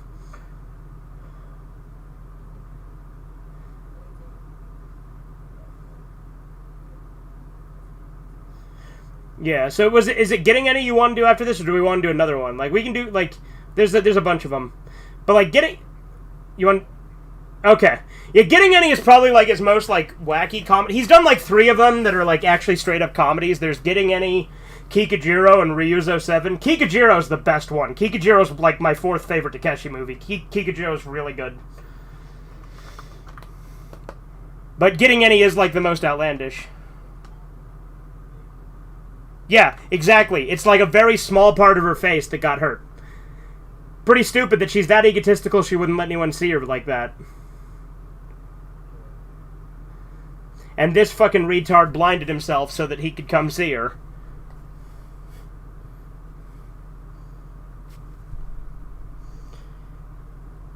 Well, Andy, it wasn't exactly 2 hours if you look at it. It's 2 hours and 40 seconds, the previous live stream, at least when I look at it. The timing is weird on, like, the time, like, when it says, like, the time for, like, a YouTube stream. Like, it's cool that it shows up as exactly 2 hours, but guess what? I also don't care. So I guess it's not really cool. It's just, it's like, huh, golly gee, would you look at that?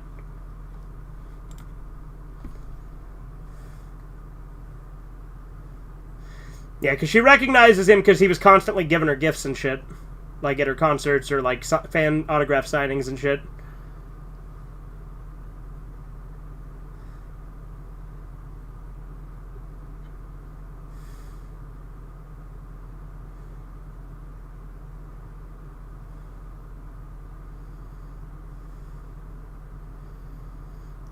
You should, like, she should, like, get on her knees and just start, like, sucking him off immediately for that. Like, she should be grateful, damn it.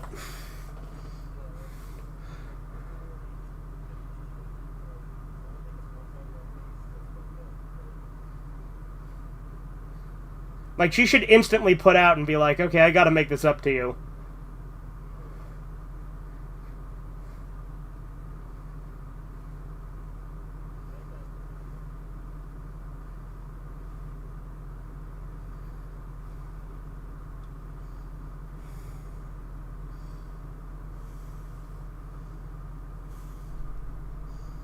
Yeah, yeah, exactly. Like in The Unknown when Lon Chaney gets his arms cut off at the end, yeah. Or not at the end. You remember that, right, Corbin, the movie we watched on Halloween? The guy who was is faking that he had no arms, and then he murdered this chick's father so he could be with her. And then, like, he cut off his arms so that she could actually be with, for her. But then she found another guy, and it was, like, a whole big thing.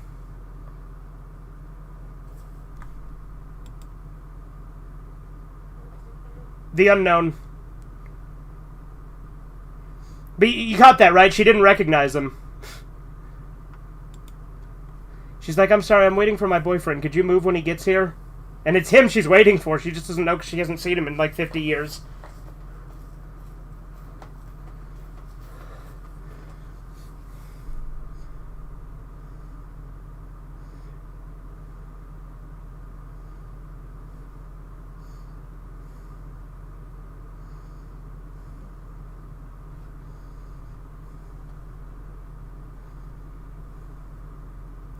Yeah, The Unknown was that public domain movie we watched. It was like, it took place at like a freak show.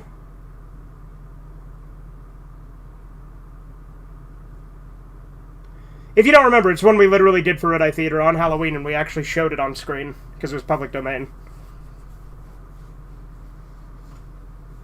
Of course, we did a bunch of movies, didn't we? Because didn't we also do Nosferatu?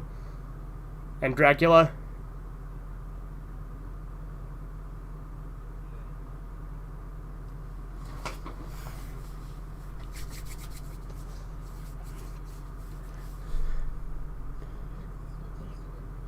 Yes, it was. Circus, not a freak show? Close enough. I'd like more... Yeah, Afro Circus. I hate that one. Madagascar 3 is the only one I hate.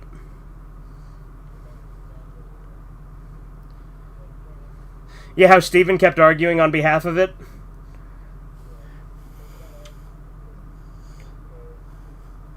Yeah, I definitely would like more Lon Chaney films, Chisu. I am going to watch more of those. Like I said, you ending a live stream on exact hour mark is not usually intentional. Well, yeah, because I don't really care.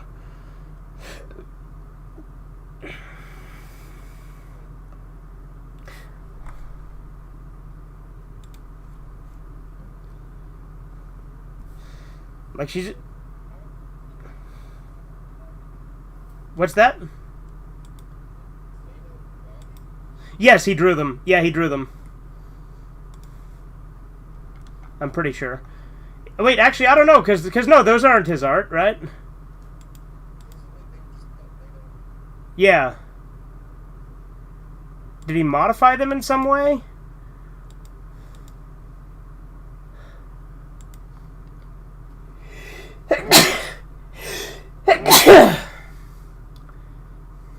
Because if he drew them, he'd post it in art like he normally does. Because he is a good artist. Zeta is a good artist.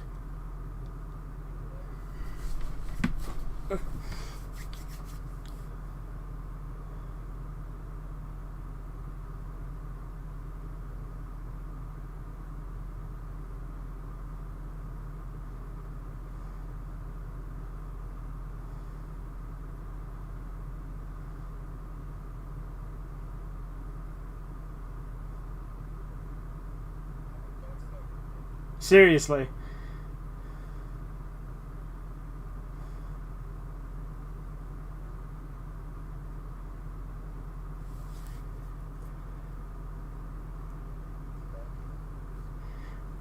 Well, obviously your boyfriend, like, yeah, that's the Yakuza guy, yeah.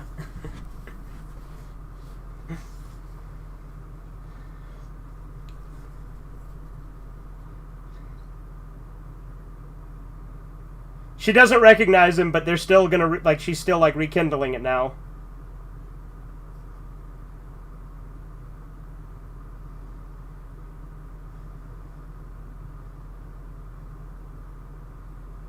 I like how he doesn't just outright tell her.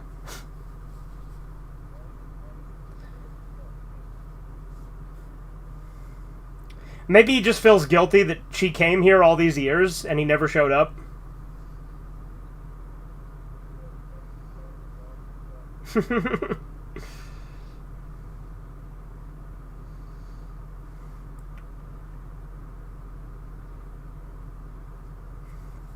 No, but I would say that the fact that she literally waited for only him for, like, decades, she probably would have been a good girlfriend.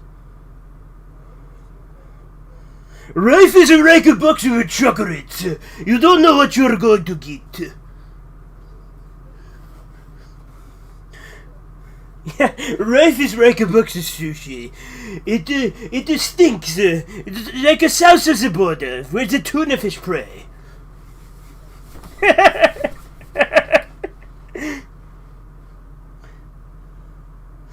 Yeah, your movie recommendations are usually decent, Chisu. Like, the two movies of you that I've actually watched that you recommended I liked, you're correct.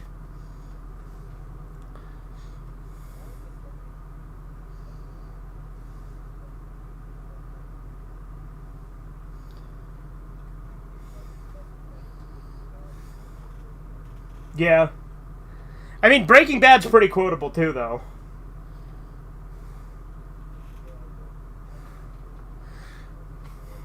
You know what? You know what? Yeah, but there's like I Am the One Who Knocks. There's I Don't Think We're Very Alike. There's Do You Accept? Yeah, you're not the guy. You're not capable of being the guy. I had a guy. Yeah, exactly. Like, there's a lot of great Breaking Bad quotes. Skylar White, yo.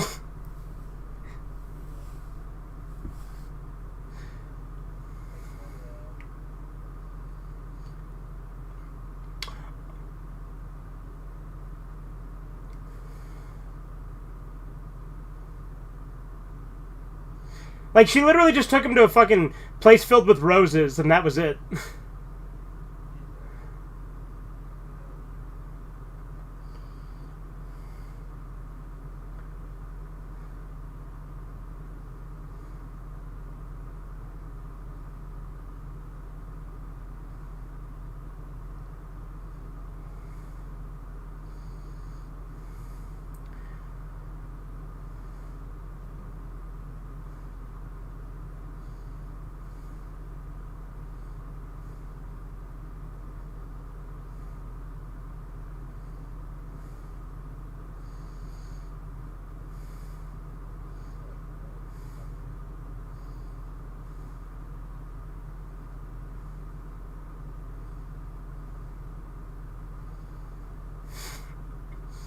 It's like when you're walking your dog.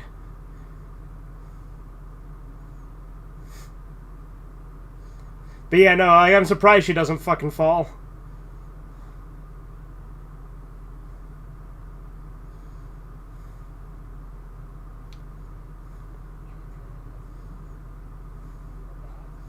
Like, she'd drown because she's too stupid to lift her head up out of the water.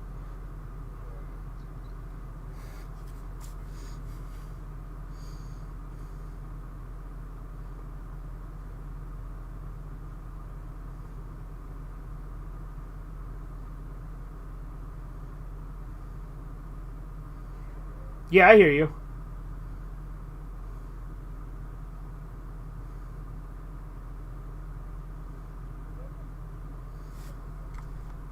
Ah. Everything's still coming through clear for you, though? Like how this guy... Oh, he shot himself. Okay. I think. Because I always wondered how this guy just randomly died. I think he got hit by a... Or is that a gun? Is that a gun on the ground? Or a knife, maybe?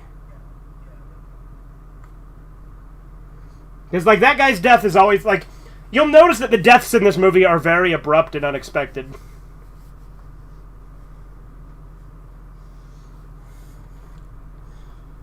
Which is part of the point of the movie. Because, like I said, Takeshi did give an interview where he talked about this movie, which I think gets down to what the point of the movie is.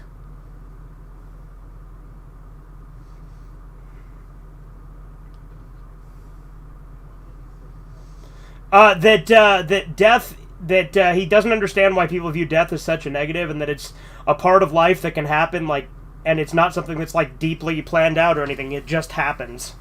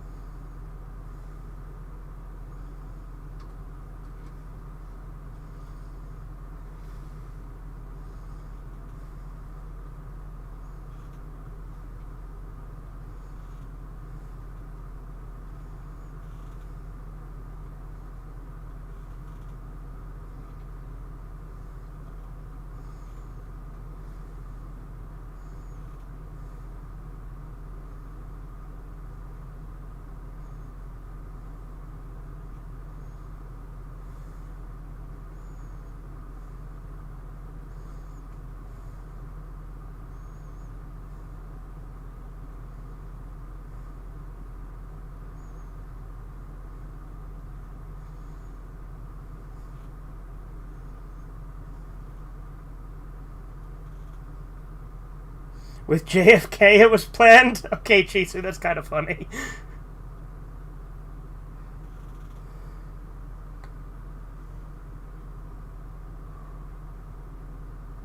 I really like the visual with that fucking tree with all those red leaves.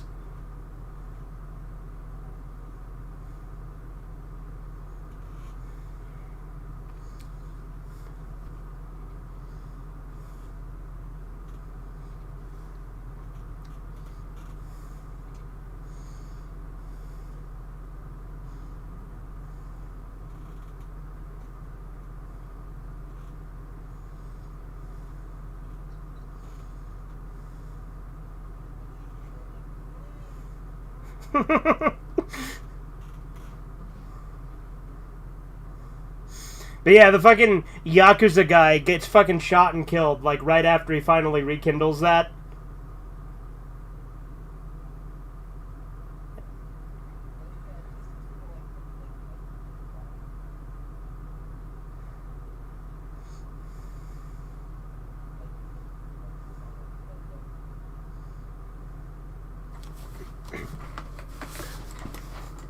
Yeah.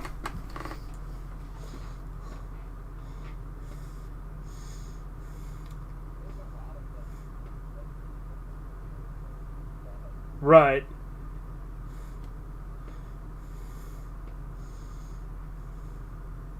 And now she's just gonna keep waiting every Saturday for him again. She thinks it's a new guy she met, but she's still waiting.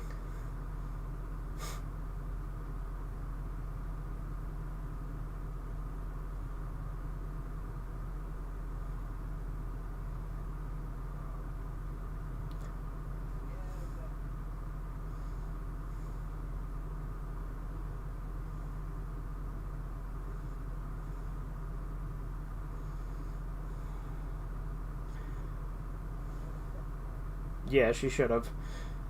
Then maybe he wouldn't have fucking died. Because I think he killed himself. That's what they're getting at, right? Or did... Like, did he kill himself, or do you think he got hit by a car? Because, like, there was, like, a gun or something on the ground, right? Yeah.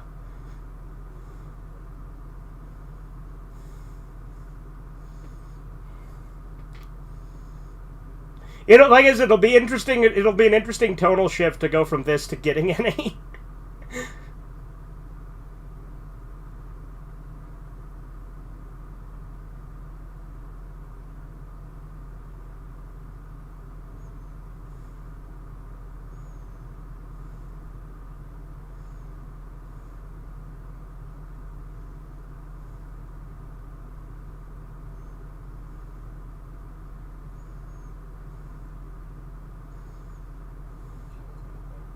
Yeah, she's more like a penguin, actually.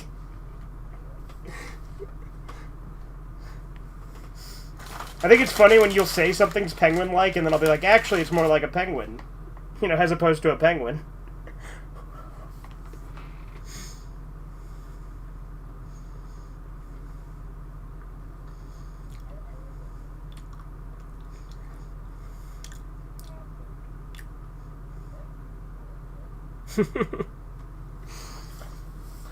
Danny DeVito as the Penguin was fucking great casting.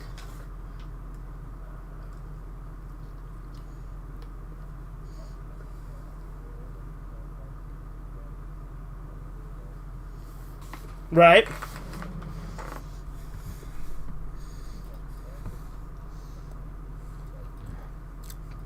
In Scarface, was she his sister? Who was she? I'm stupid, I guess. Was she the fucking his wife? Oh, okay.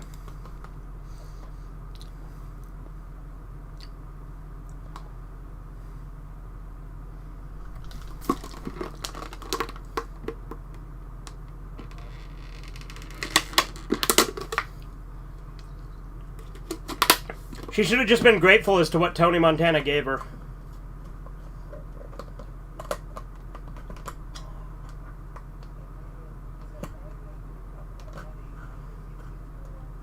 Yeah.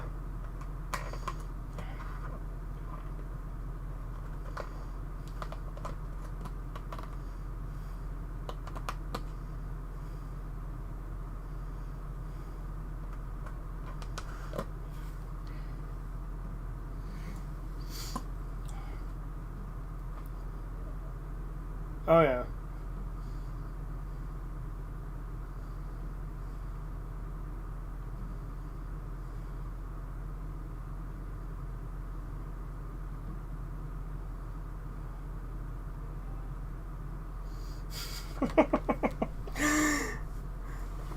It would be so tonally weird if they just had her start making a bunch of retard noises.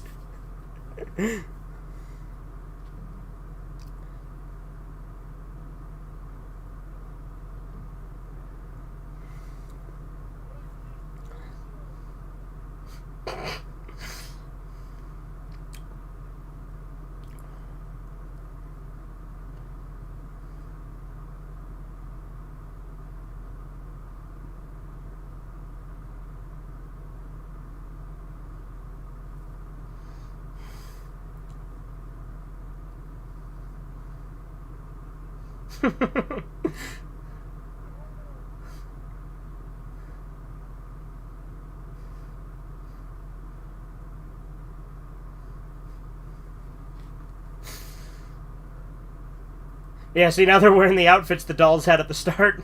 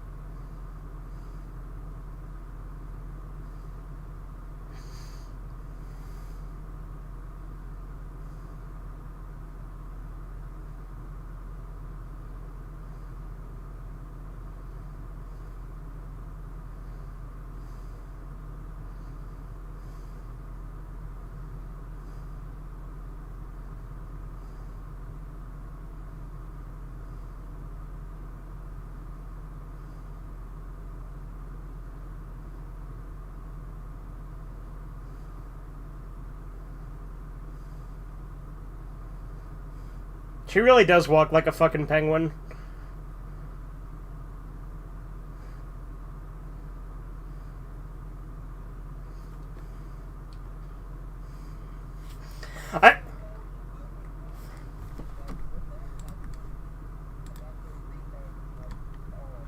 I don't know. I don't get it.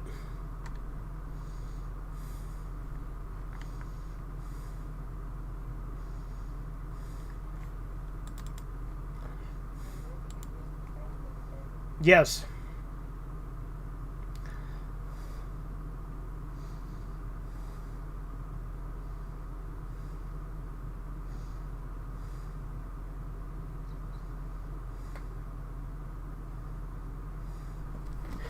I'm pretty sure I showed you the fucking plane scene from Getting Any, right? With the fucking pilot that strips.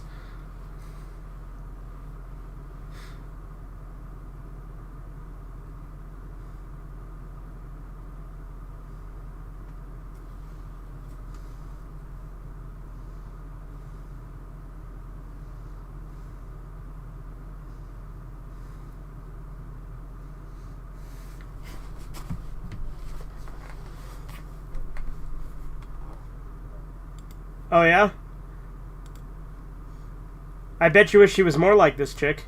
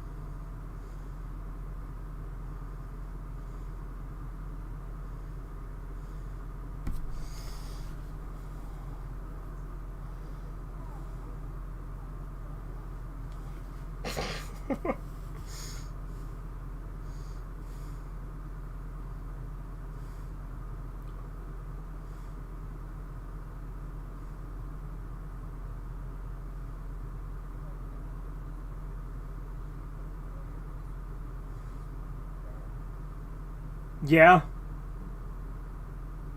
You should.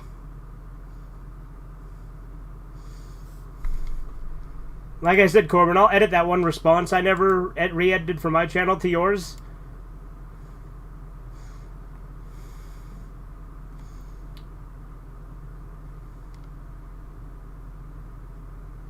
Were you mouthing something and it was muted, or did you actually say something? Oh, I see. So it's not a Barbie, because you can't undress her anywhere.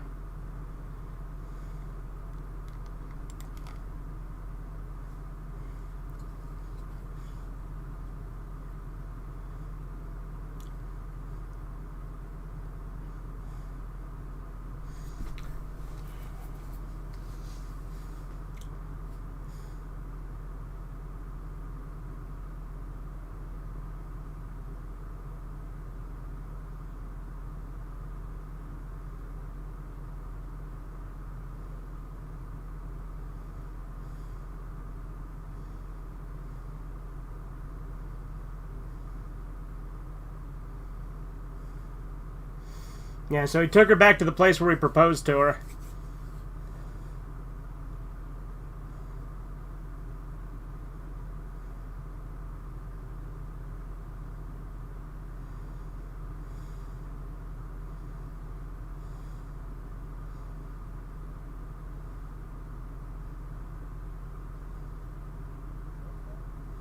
She's getting some of her memory back from being there.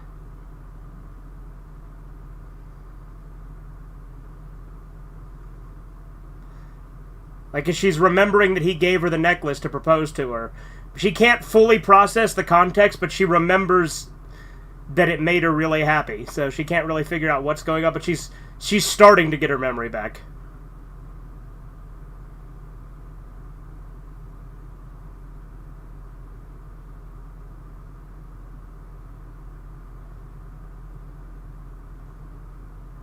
Because he gave her a necklace instead of a ring, so that's what the necklace is.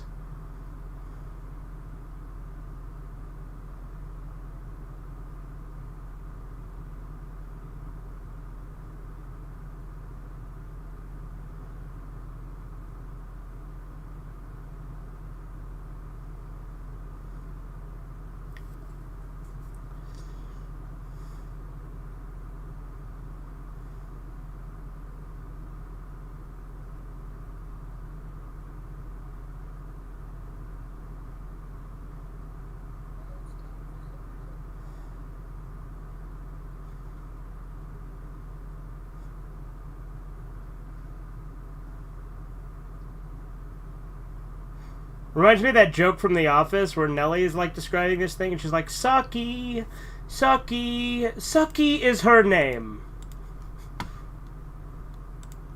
Like, she's telling this story that sounds like she's describing, like, a whore, but she's not.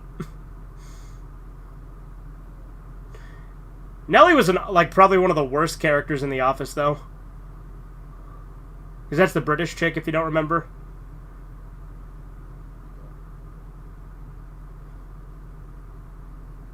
They did start a fire, look.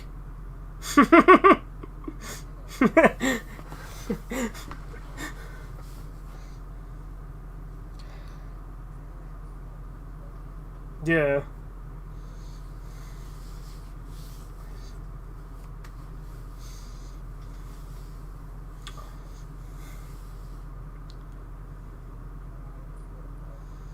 Yeah.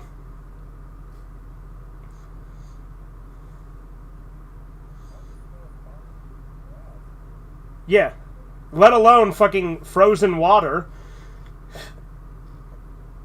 Because, like, fucking snow everywhere. That's not exactly a fucking fire accelerant.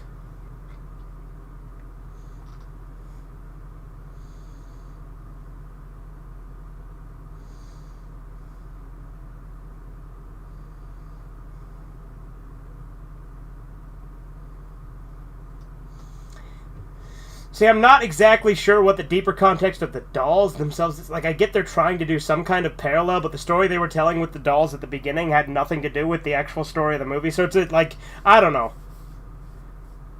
Maybe Takeshi's just trying to be artsy. I don't know.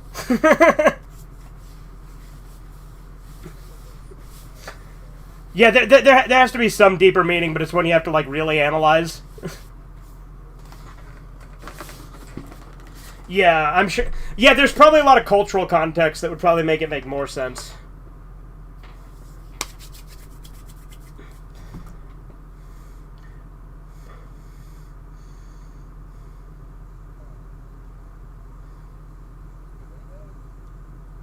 Yep.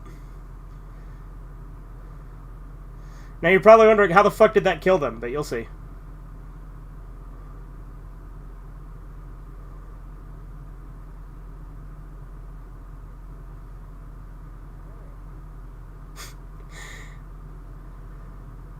Like, their insides just got, like, crushed by the fucking rope.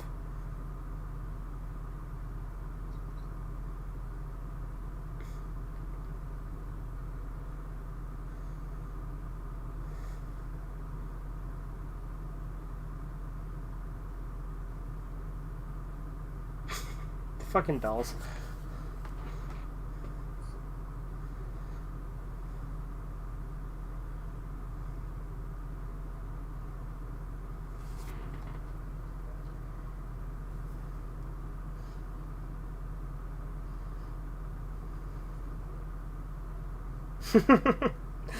But, like, yeah, she started to get some of her memory back, and then they died. Like a lot of that, like, 2 out of the 3 stories, like, they each, like, get some hope and then just instantly die.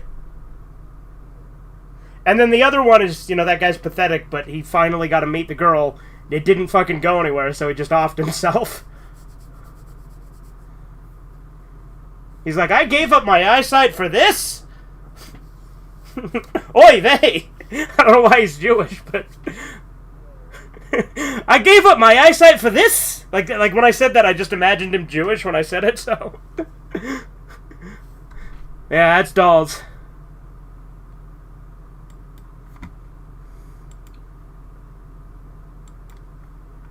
Like I said, I really fucking love that movie. It's not as good as Sonatine or Hanabi, but it's really fucking good. I know. I don't get it. But it's hybrid, what do you expect?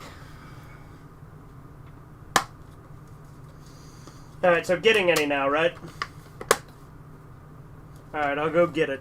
Like I said, pretty big tonal shift from this fucking movie about death and shit like that to fucking a guy just trying to get laid and going on really weird, wacky adventures to try and make it happen. Alright, I'll go grab it.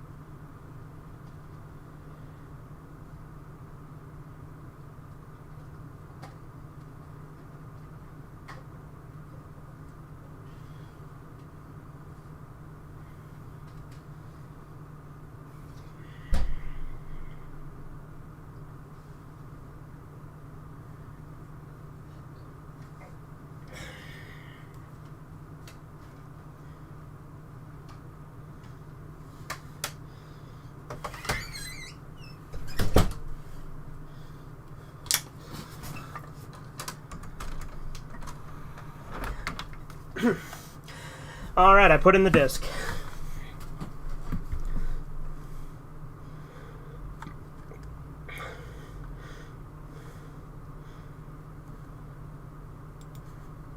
I've hit play and paused at 0 seconds. Let me make sure everything's good. We want English subtitles, obviously. Alright, you ready, Corbin? Oh, I gotta bring it up, don't I? Alright, you ready?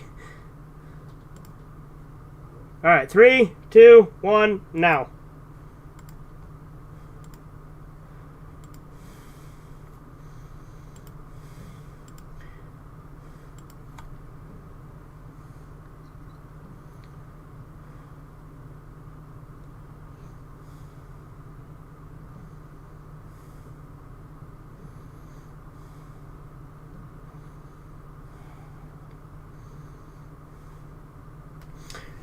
Miami PD. That's the wrong title.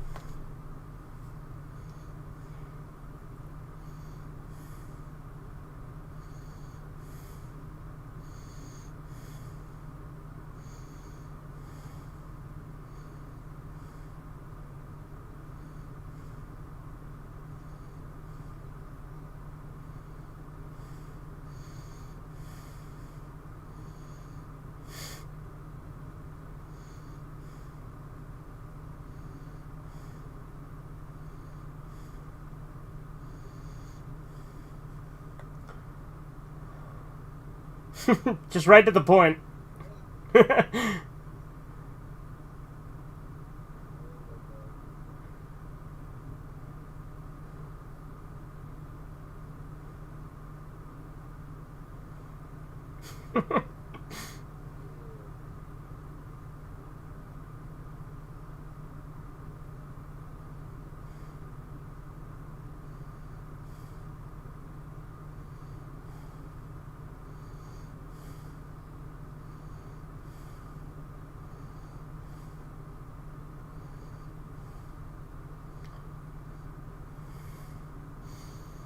By the way, there's like a lot of nudity in this movie. Like, this movie probably has the most nudity out of any Takeshi movie.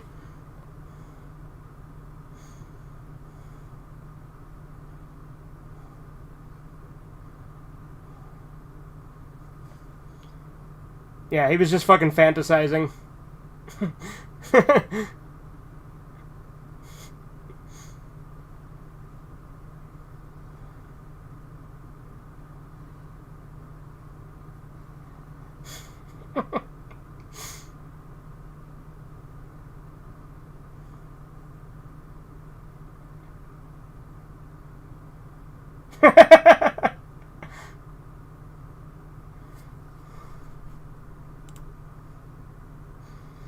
Like, what a thing to say to a dealership. Like, anything specific, sir? I want a car I can have sex in.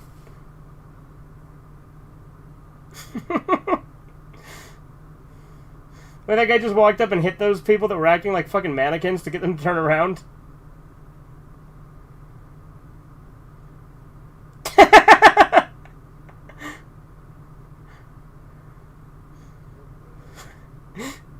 He's letting him use that woman to practice to see if, like, it's a good fit.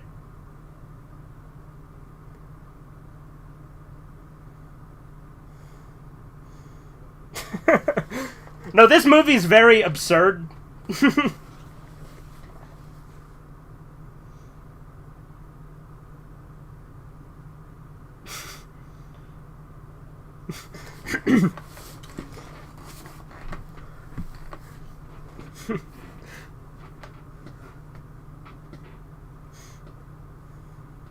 You listen well, woman.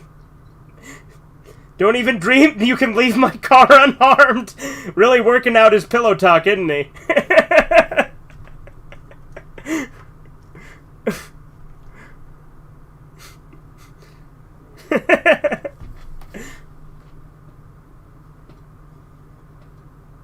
Rehearsal over.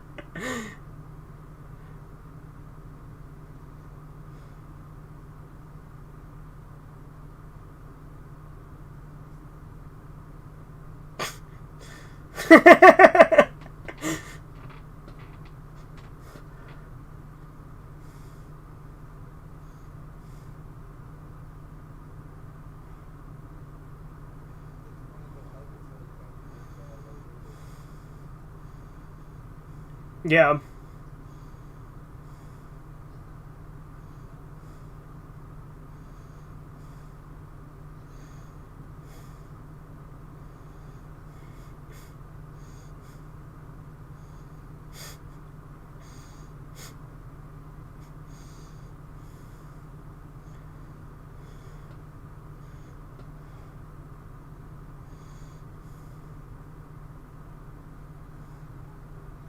Sperm brain? What an insult.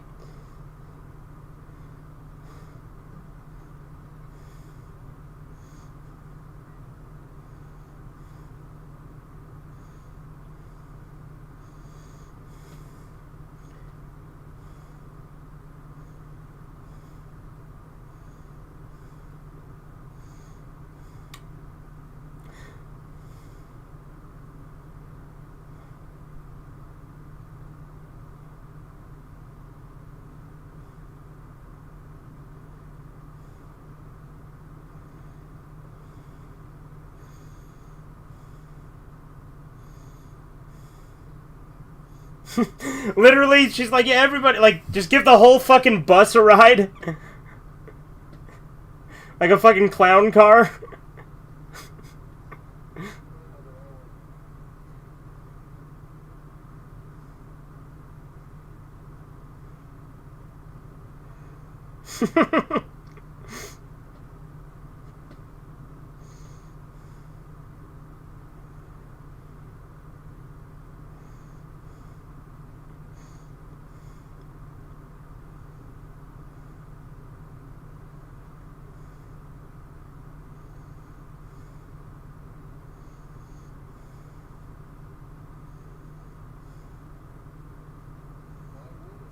Right?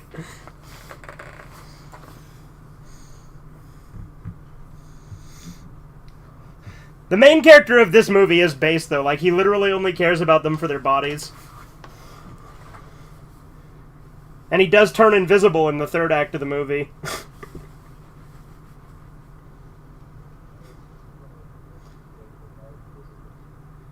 Well, yeah, well, that's where the Ghostbusters parody is, though, because they gotta find him, because he's, like, running around fucking, like, spying on women and shit.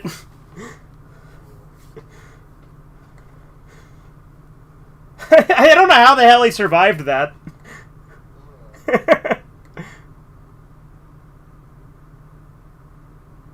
Well, like I said, this movie's fucking absurd.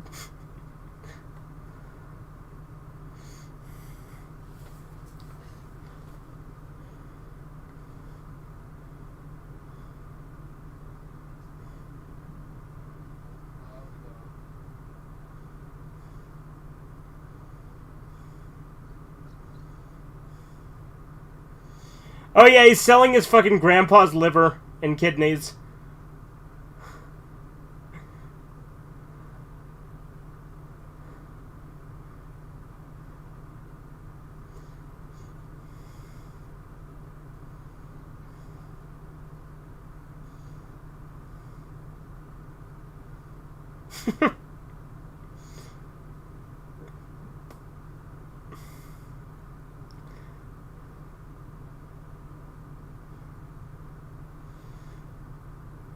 Well, I'm surprised he could sell his grandpa's liver and kidneys. Like, what kind of fucking crooked fucking doctor would help out with that?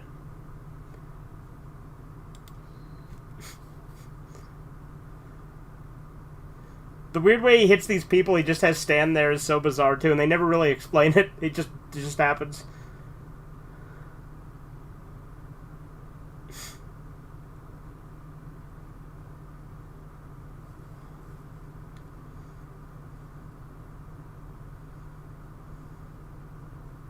$3 each month.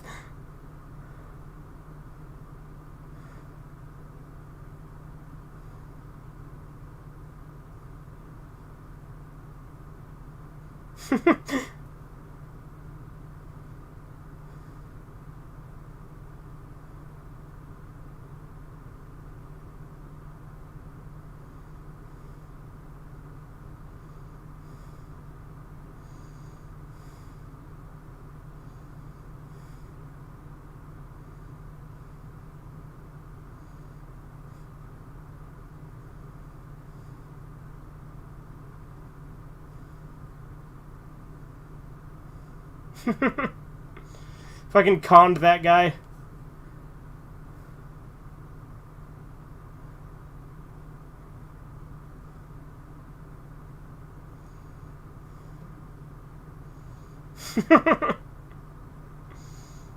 How the fuck did he not notice that?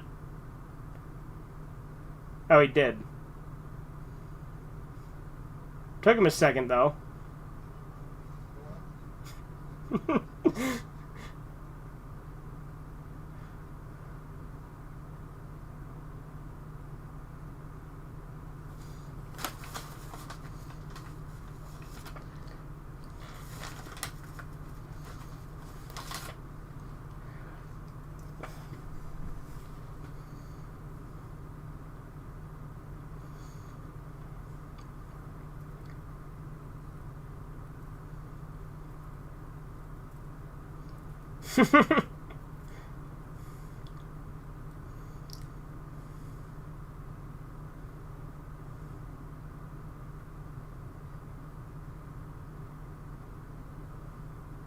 Oh, the subtitles were a little delayed there.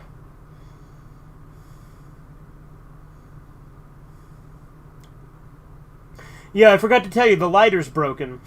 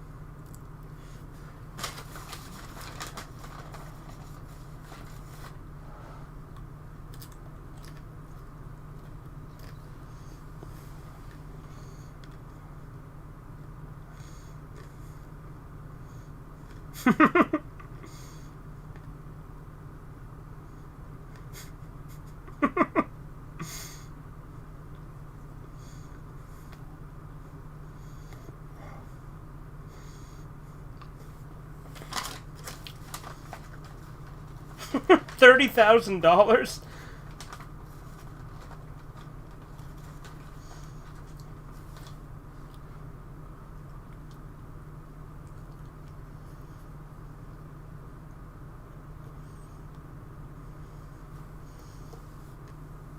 So he's stealing the car with broken brakes.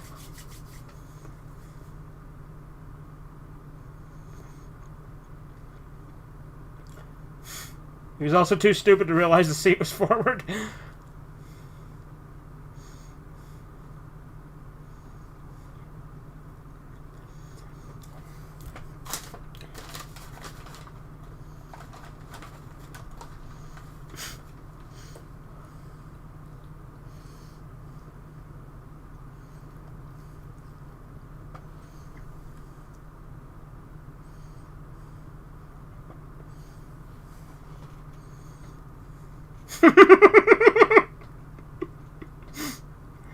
He fucking ran her over.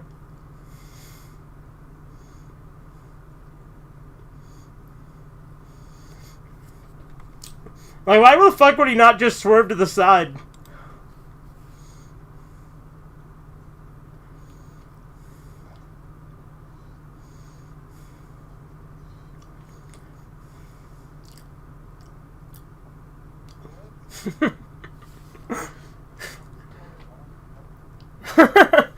I guess that slight bump in the road was enough to launch it up there.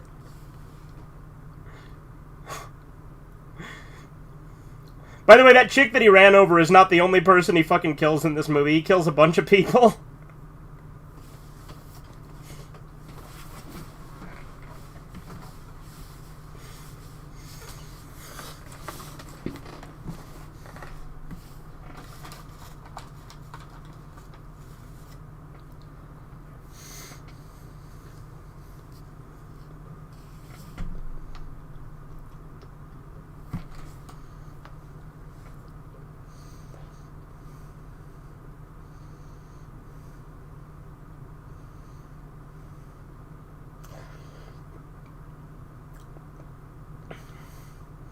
If first class tickets came with this, that'd be pretty cool.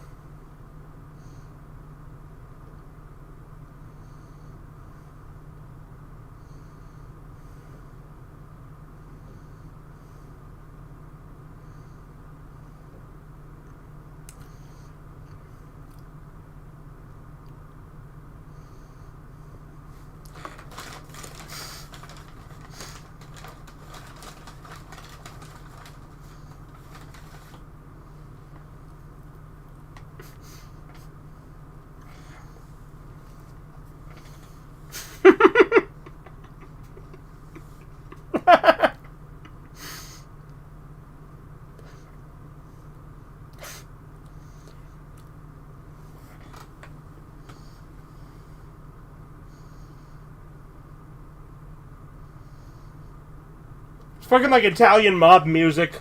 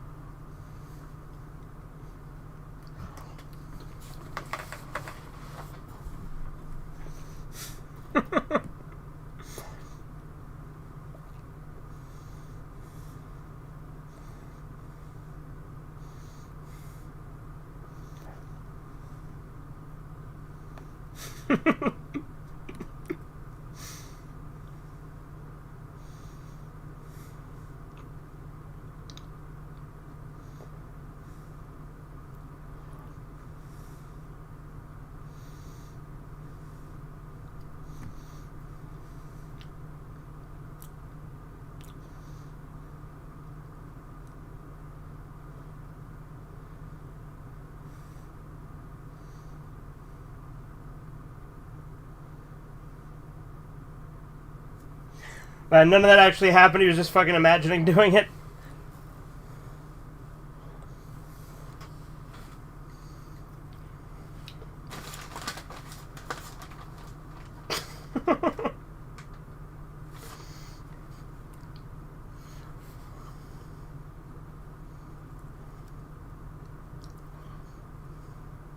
Fucking Jaws music.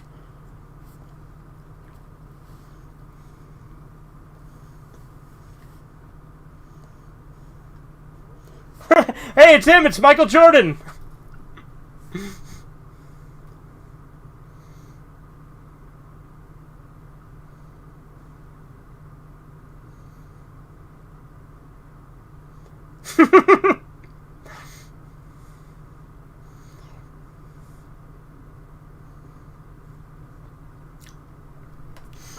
I like how convenient that was. Like, he's like, oh, I'm gonna go to this factory and make a gun, and then one, like, a guy just comes to him, dies, gives him a gun and a car.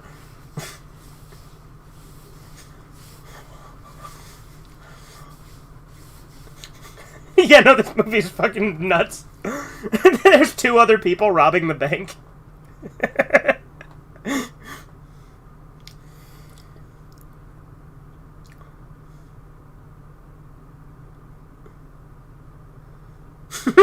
He's just like, fuck this.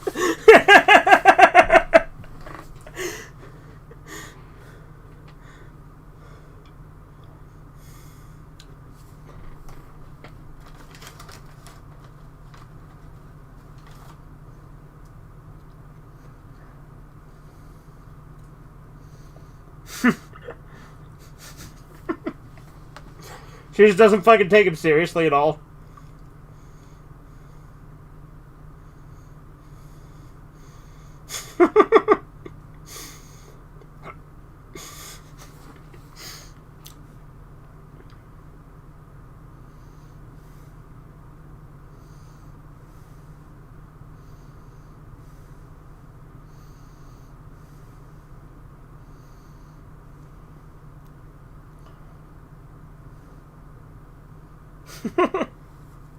Fucking bank filled with cops.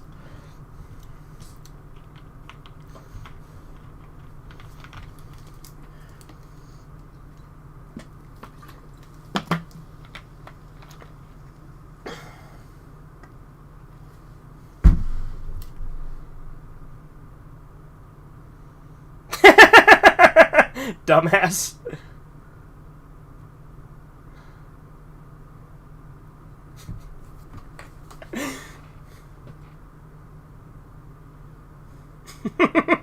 He looked so out of place.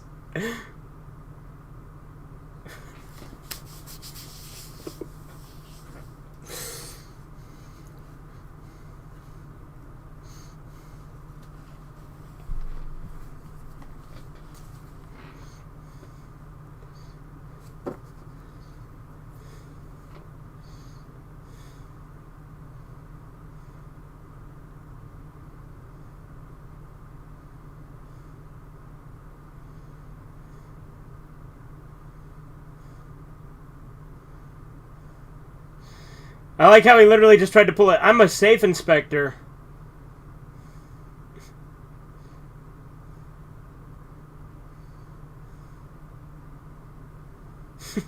He's trying all these fucking elaborate methods.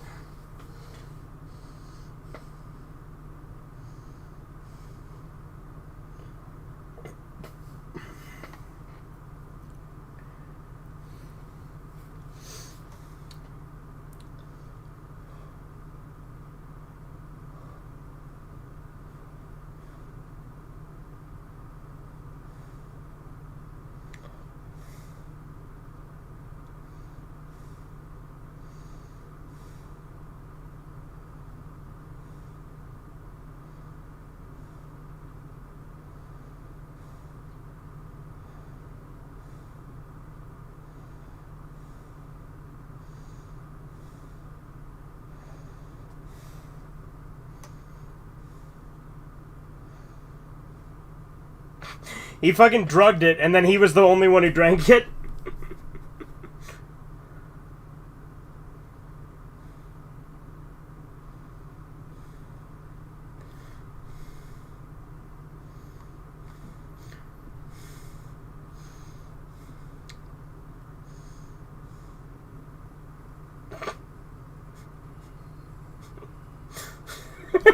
This is like a fucking Looney Tunes skit.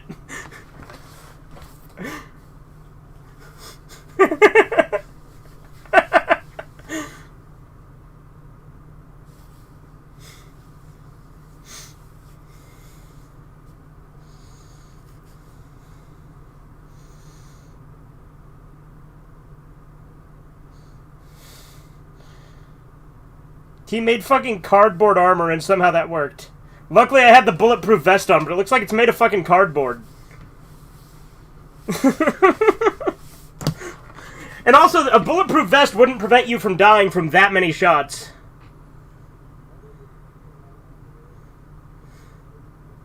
There's just fucking nude chicks in that car.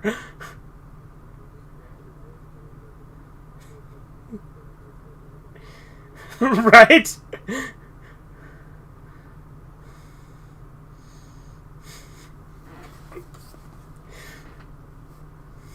Now he's pretending to be a cop. Like, a lot of this movie is like a cartoon.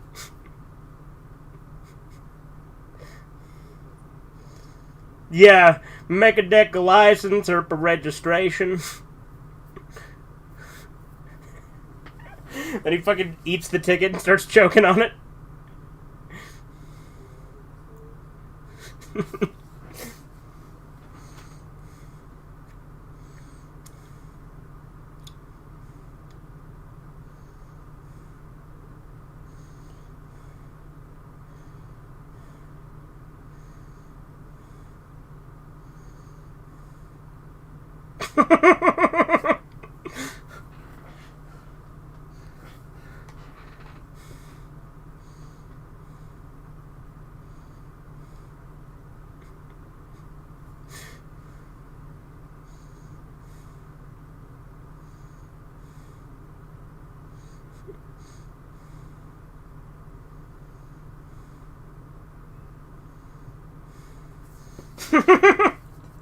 He forgot to put out the fucking flare, so he just fucking started to fire.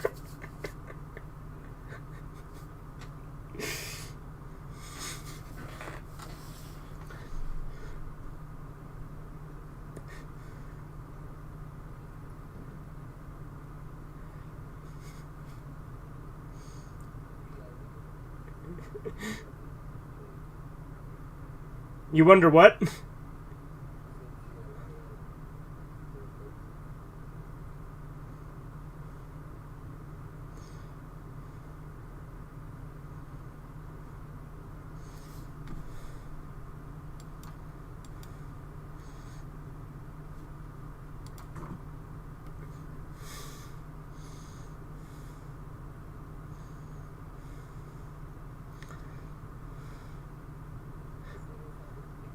Yeah, it does sound like Pink Panther music. It's probably supposed to, because again, a lot of this movie is parodies. Because, like, remember, the Ghostbusters scene literally has, like, a parody of the Ghostbusters theme, too.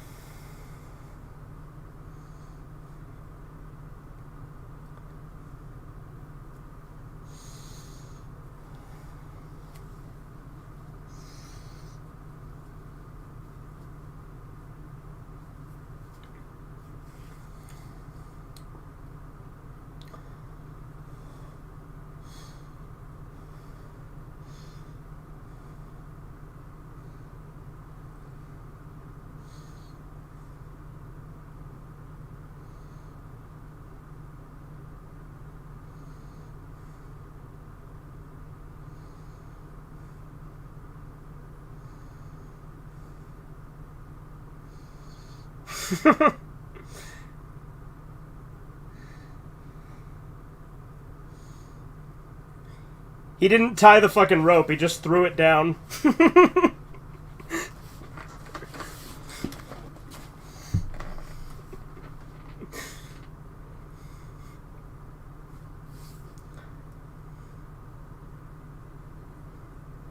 Right?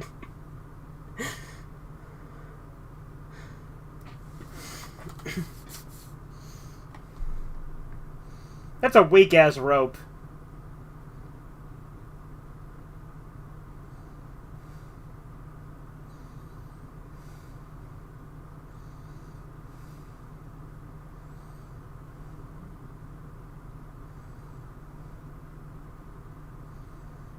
He went all the way down to the bottom like an idiot.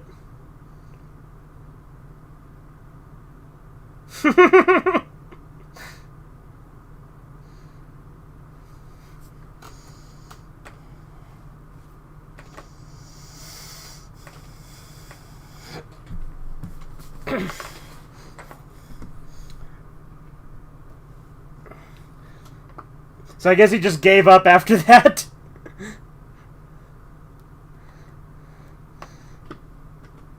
I like how this guy's just openly like, yeah, we carry $3,000 to $4,000 per case. It's about $1 million. We don't have any bodyguards at all. We're really not protected. Like, just this old man's openly talking about the fact that he's got a ton of money on him and no one to protect him.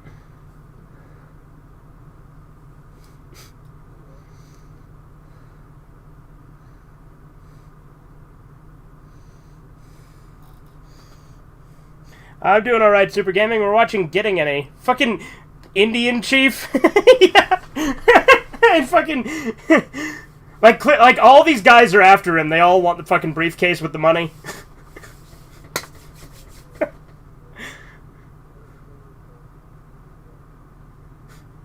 Yeah, that fucking YMCA guys with the village people, right?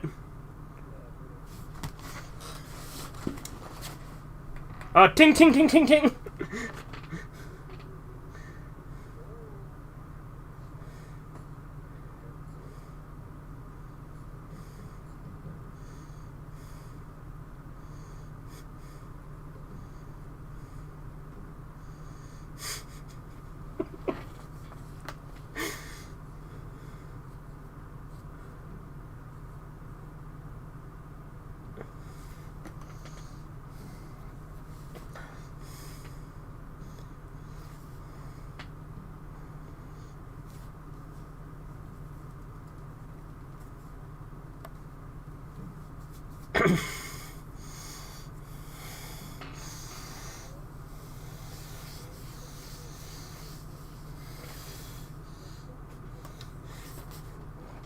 That's the Robot Chicken theme. Yeah.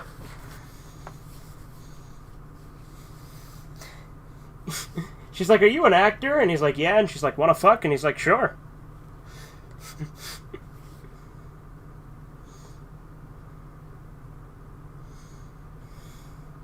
Who's flying the plane? Yeah, so now he thinks, oh, if I'm an actor, I'll get laid.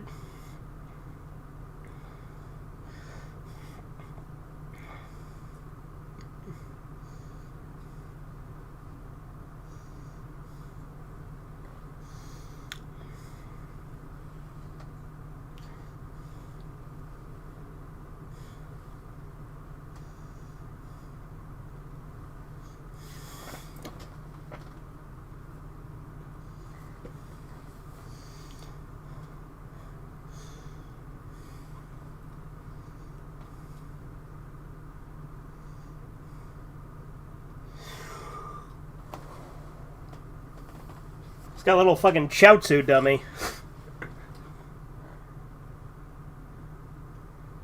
Funny if he started doing a bunch of fucking King Cobra JFS tier comedy with it.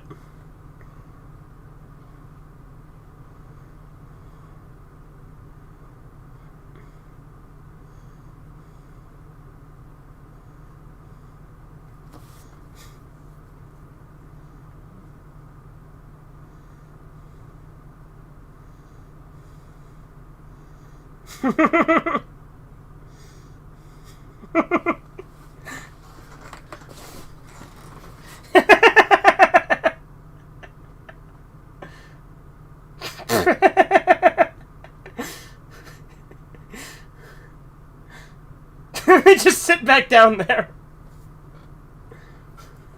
Yeah, I know. This movie's a fucking fever dream.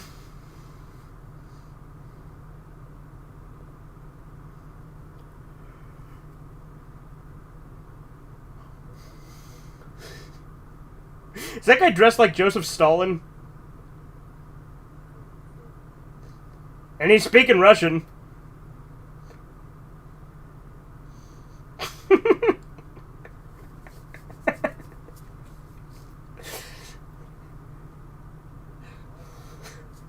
Right?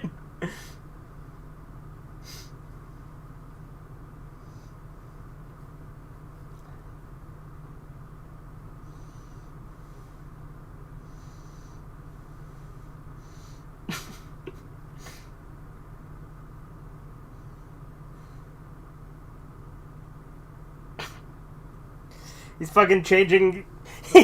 He's fucking making pictures out of his armpit hair.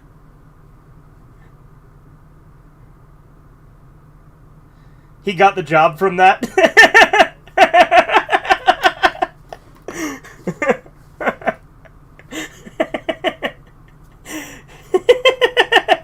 I did tell you this was a fucking nutty movie. Like, this movie is easily Takeshi's most fucking insane movie.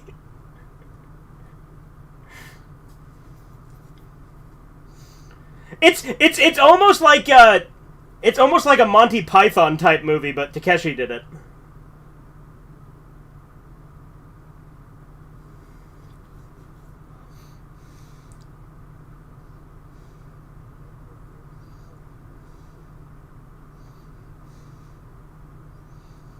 Yeah. I agree.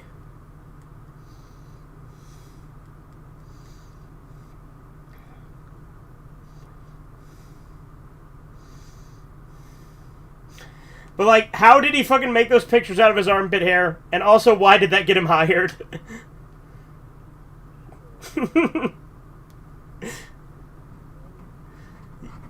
Yeah.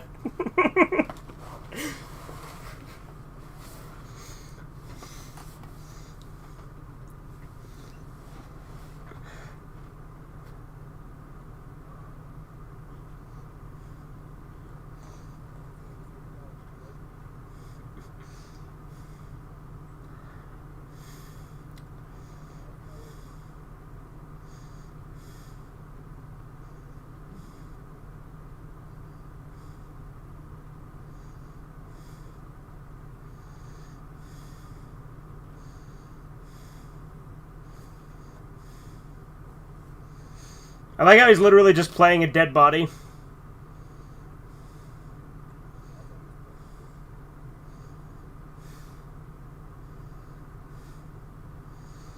I'm pretty sure he, like, stumbles into another movie set, though, and, like, accidentally acts in another movie.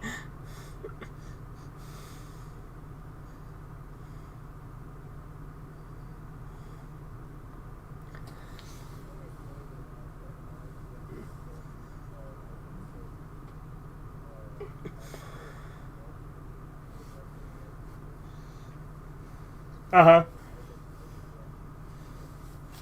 Yeah.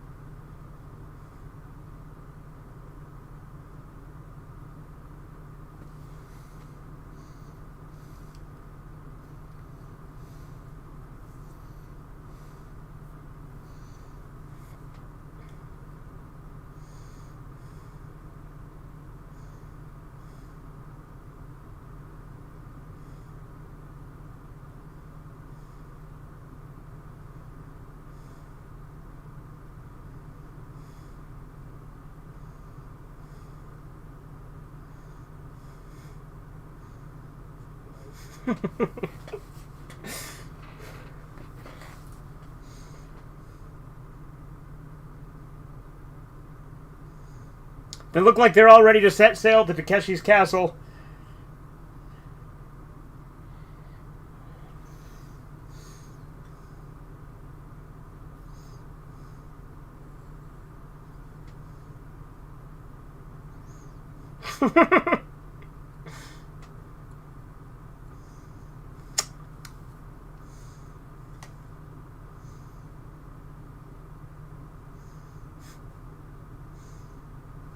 He fucking drowned. Like, how did they not just get him out of there? He just fell in. He won't make it.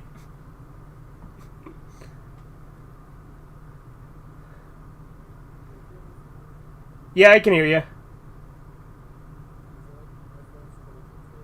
Gotcha, you're not able to be as close as you normally are, so your audio's probably not going to be as good. Okay.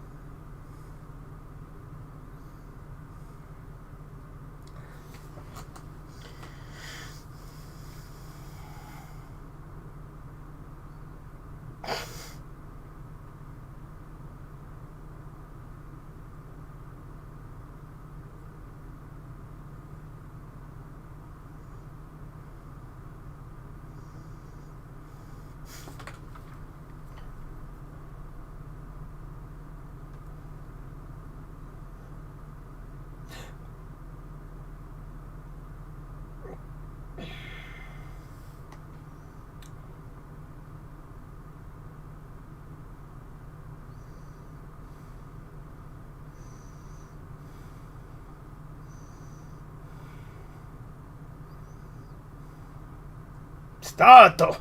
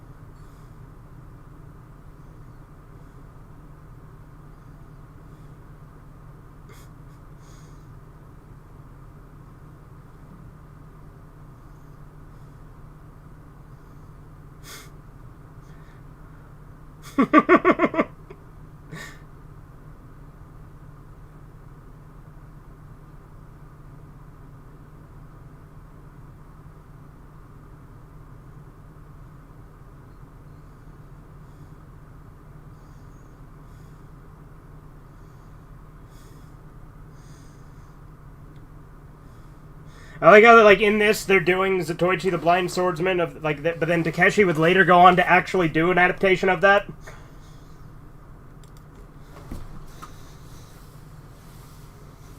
Like, granted, Takeshi's version, like Takeshi's actual movie of Zatoichi came out way later than this, because this came out in like the '94, I think, and Takeshi's movie came out in 2005. He accidentally grabbed the fucking shit thing. Yeah, it's good.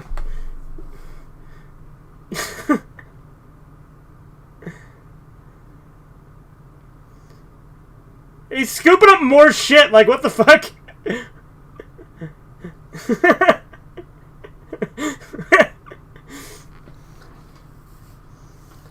Like, he came on as a dead body, worked his way up to the main role, and then fucking throws shit at everybody.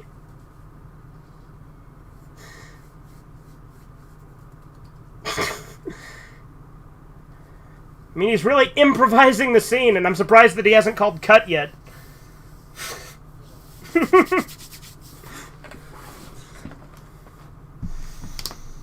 Maybe the director's just like, let's see where this goes.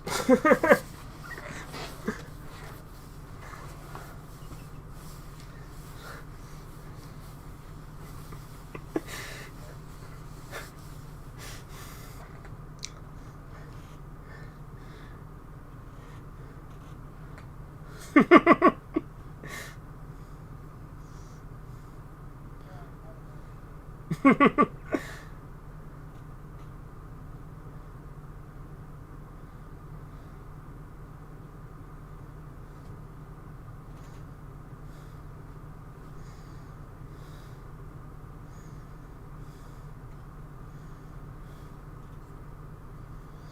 like how he's like, I just got carried away. It's like, you threw shit on everybody and, like, didn't do anything you were supposed to.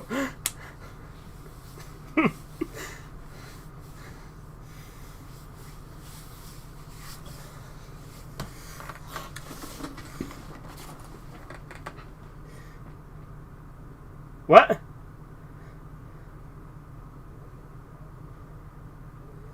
Oil shop? Huh.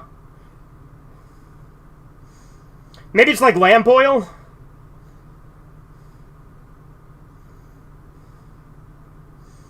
Lamp oil? Rope? Bombs? Wait, so since they're filming a different scene, does that mean the one where he threw shit at everybody is the take they kept?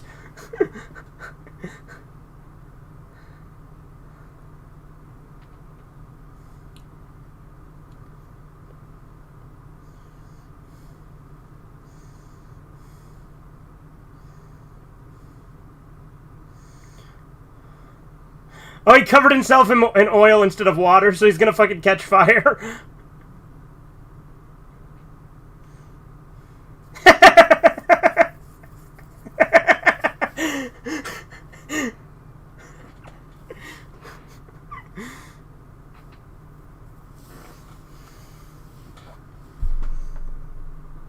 Then he got fired immediately.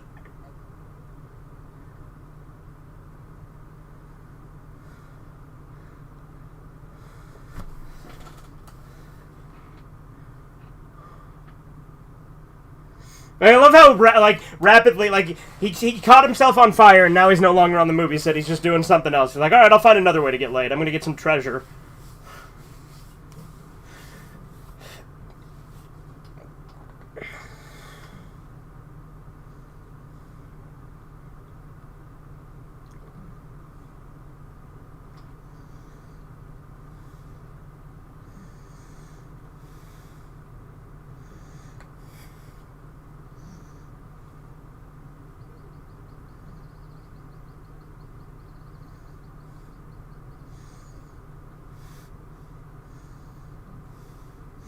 So that kid stole the real canary and put a fake one in?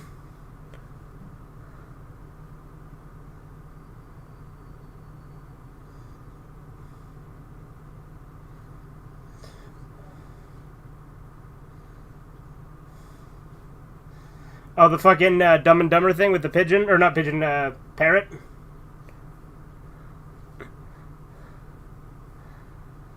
His head fell off. They get old, that happens.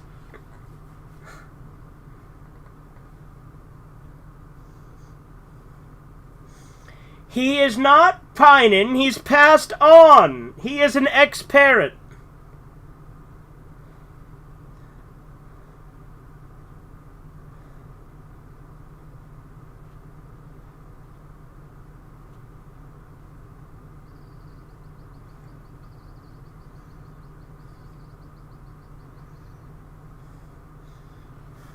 That kid's a dastardly little bastard.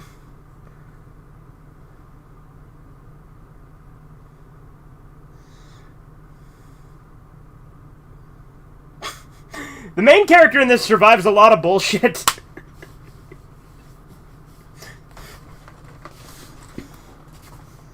What the fuck? Were those like little cave people or something? Like were those like fucking just like...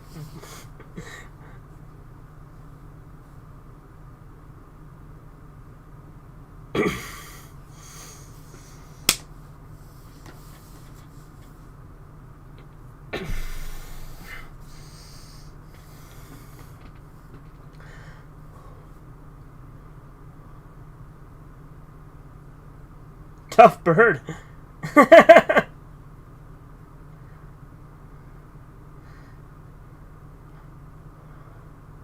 Oh, here we go. It's coming up to my favorite scene.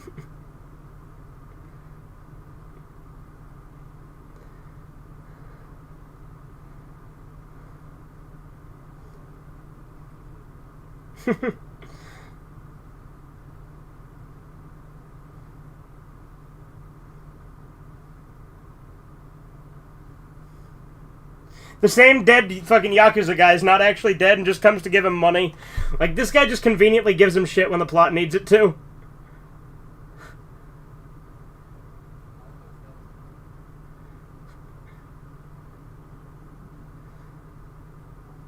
Yeah, so he gave him fucking cocaine. Right?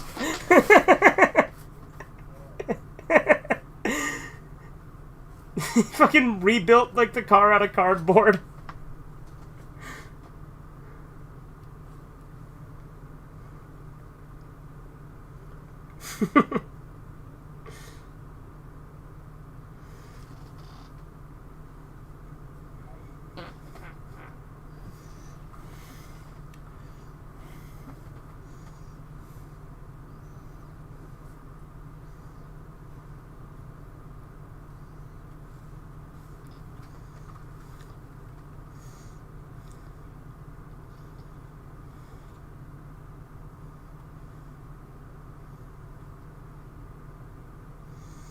This is not meth.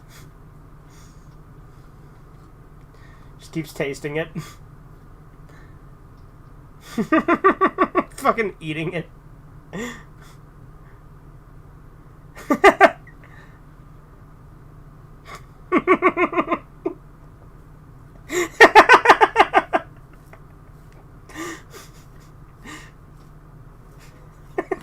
Yeah.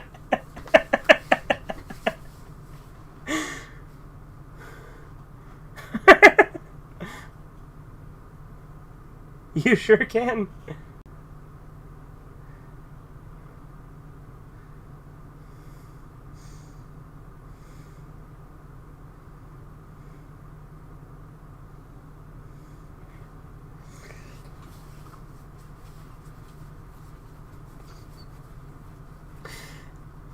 Yeah, then the next scene coming up is my favorite scene, but I'm pretty sure I've showed it to you before.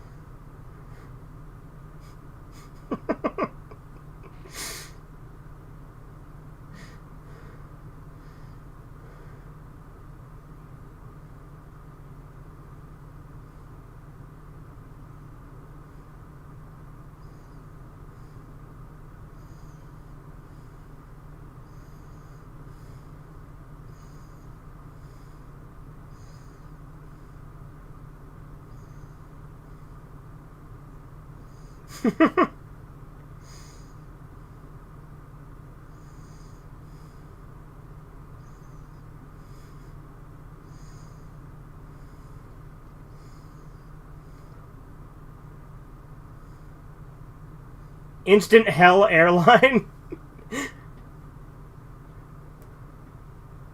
Here it comes.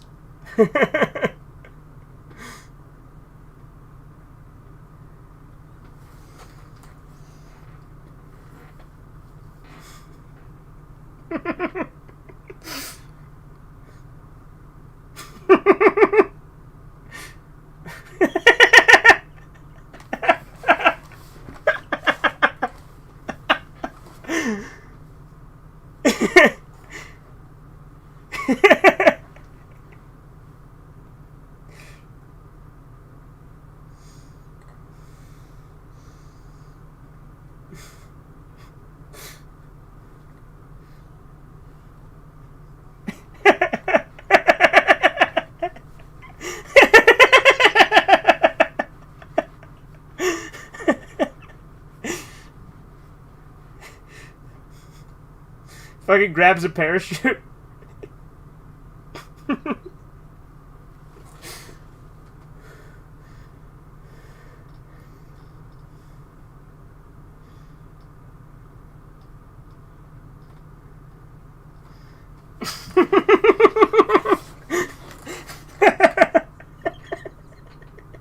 Yeah, I know it is.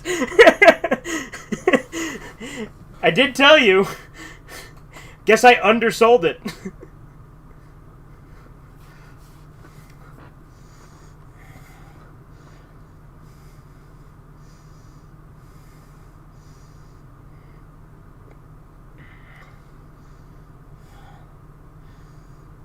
He fucking killed a hitman.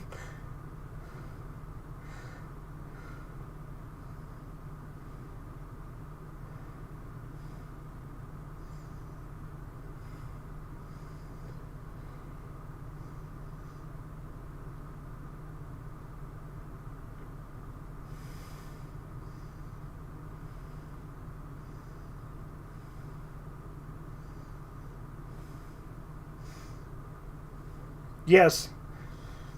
Because he's going to pretend to be him.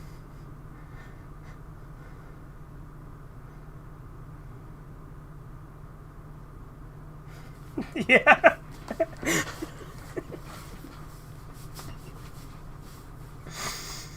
This is so unlike any other Takeshi movie, too. None of his other movies are this insane. Like, the closest thing to being this insane is Glory to the Filmmaker, but this is way better than that.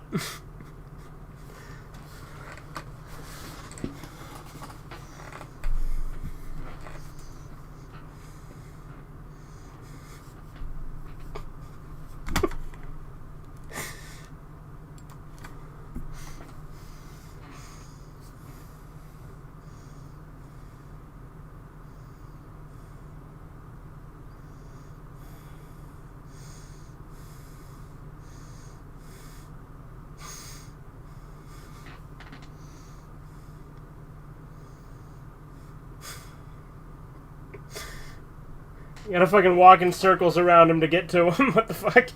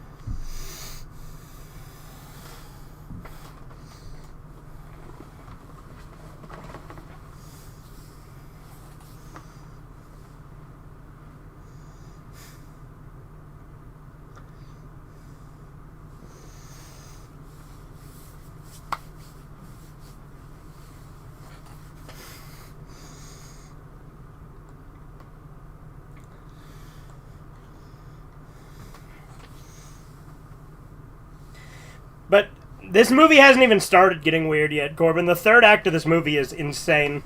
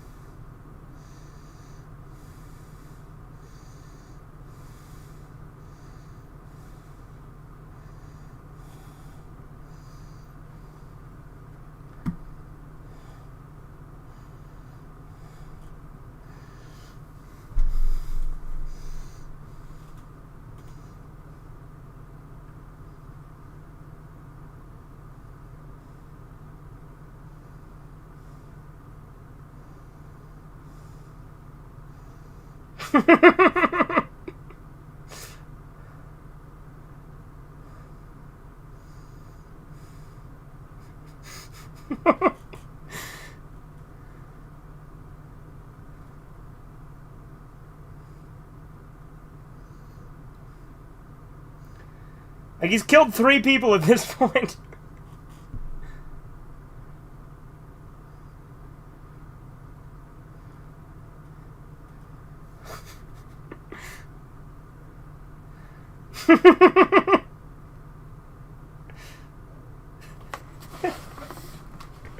He just gets lucky a lot, too.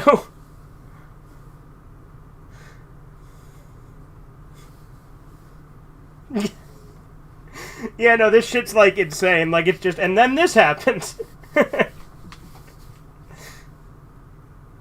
Yo! Yeah.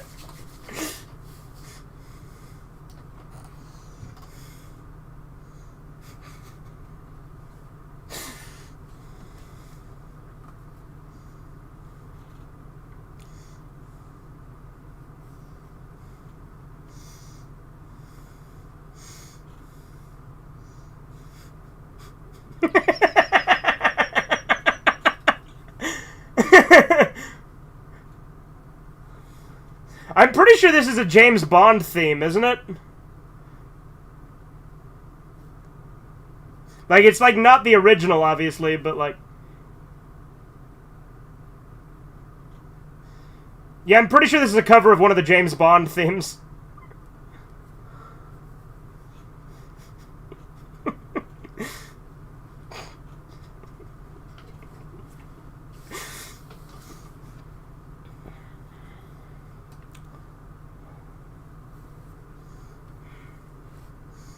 I like how the boss is the one who fucking dresses like that and does that little dance.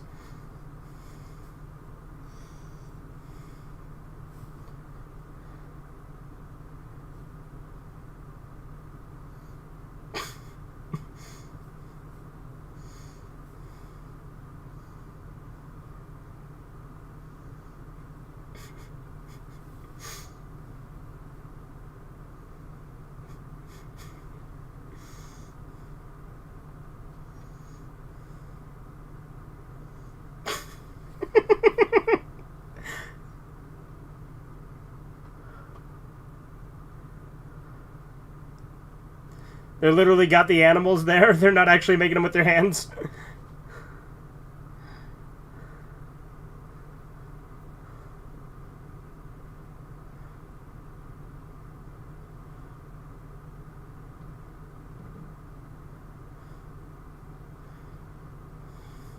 It's like the toad from Pan's Labyrinth, but not with 3 eyes.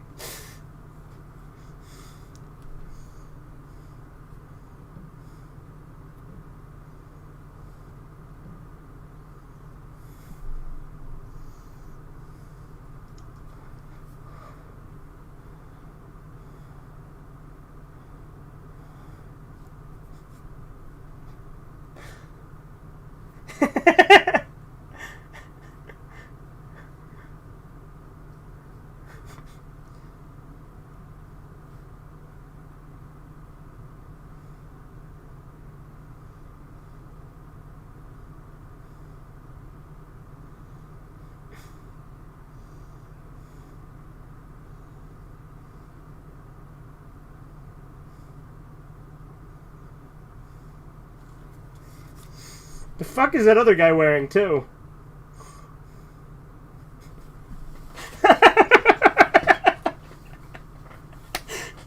Everybody in this movie is just fucking insane.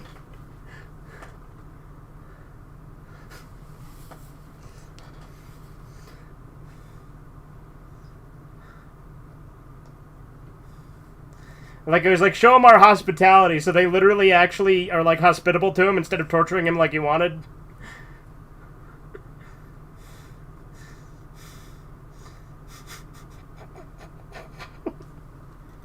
What the fuck?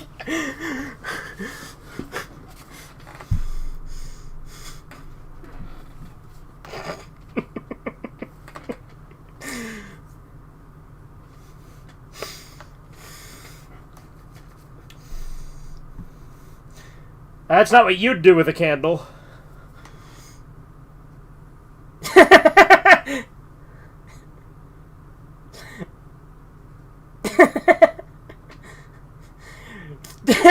Throw it at him, not me!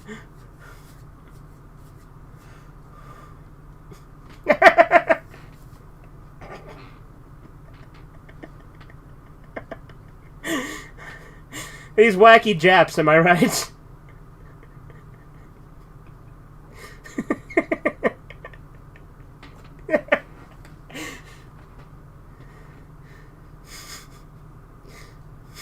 He was waiting for it.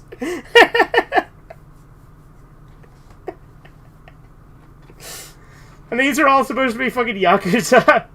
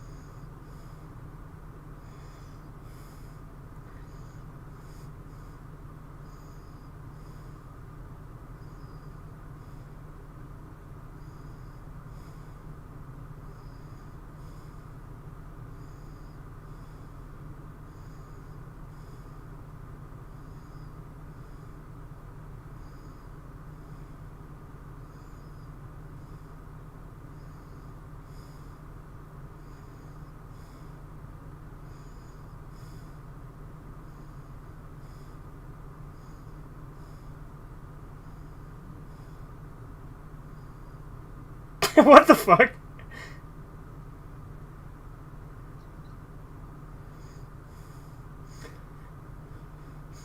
He got out there pretty fucking quick.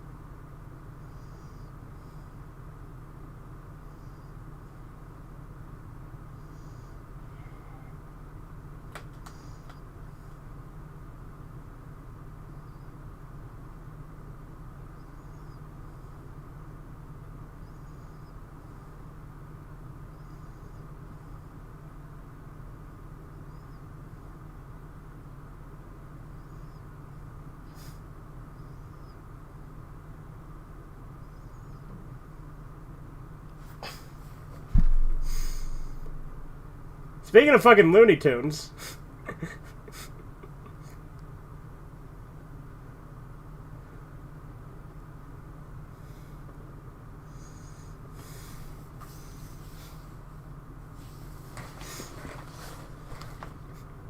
I wonder where this is going.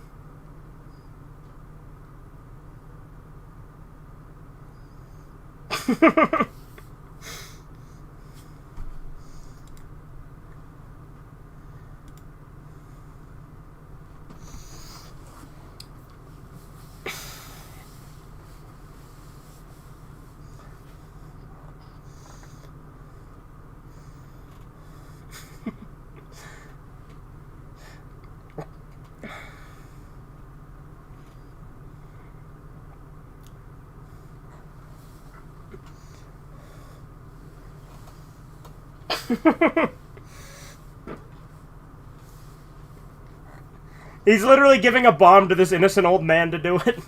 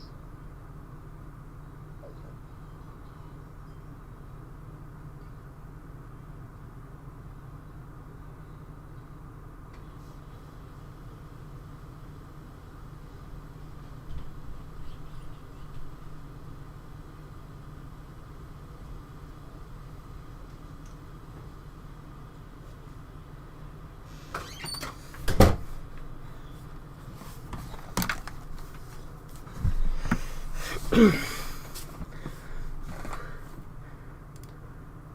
hey, Hybrid's back.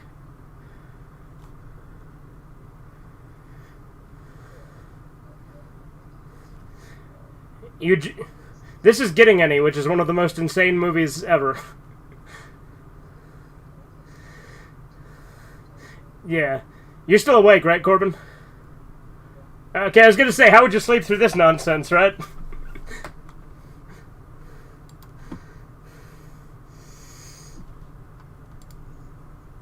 Oh, this movie's fucking bizarre. Oh yeah, I forgot there's a parody of fucking Bad in it.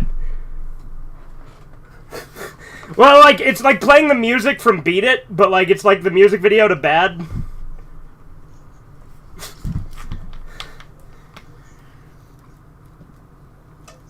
Yeah, no, there's a lot of references in this. This movie's insane. Like, shit just kind of happens. And we haven't even, like, we haven't gotten to the craziest parts yet. Like, he gets turned into the Invisible Man, gets hunted down by Ghostbusters, turns into a kaiju. Like, it's fucking nuts.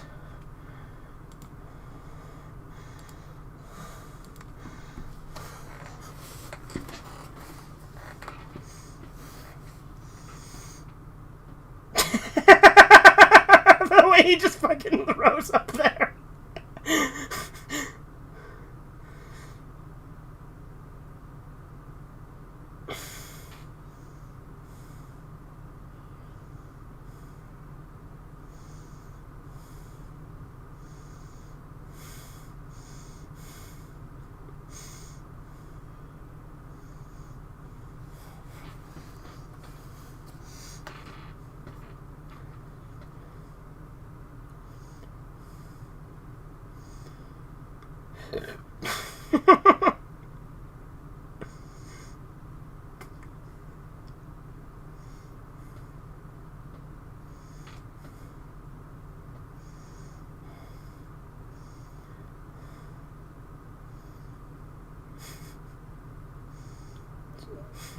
Is that the pilot? What the, fucking Ronald Reagan looking motherfucker?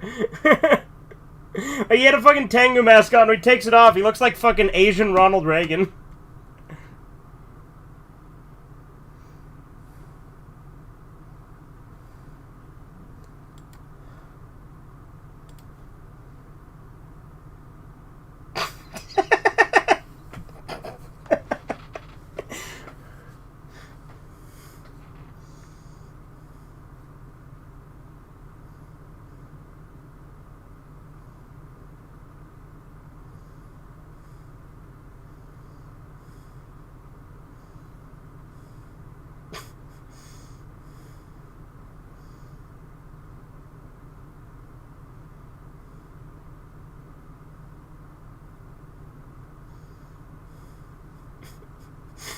They wouldn't listen to him when he was coming at them as the big boss, but when he says, "Listen to me, I'm your class president," they're like, "Oh, okay."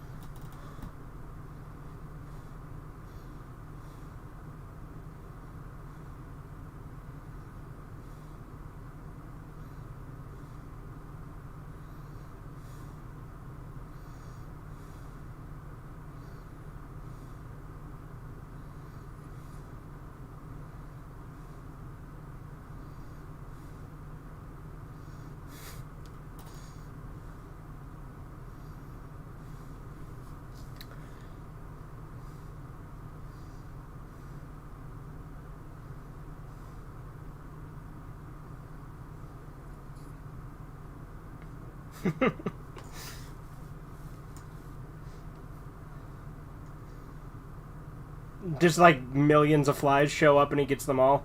I actually do think it just keeps... There's just a bunch more flies.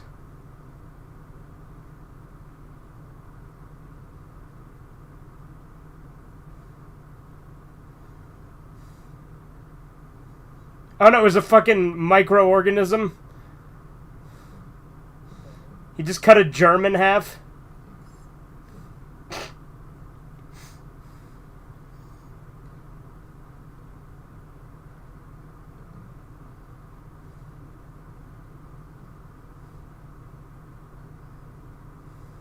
Oh, and it's an atom, right? Yeah, he fucking split an atom.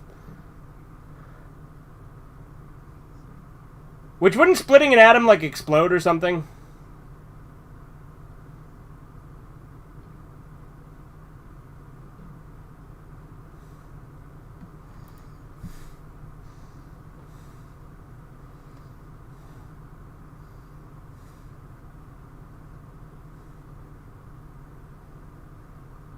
I'm pretty sure he's just gonna kill the boss and then they're all gonna turn against him.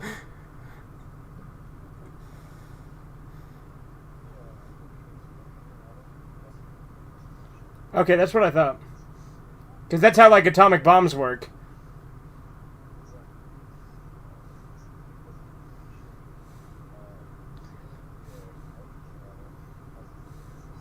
Yeah, he literally killed the boss. Fucking Slim Jim guy hair for a second there.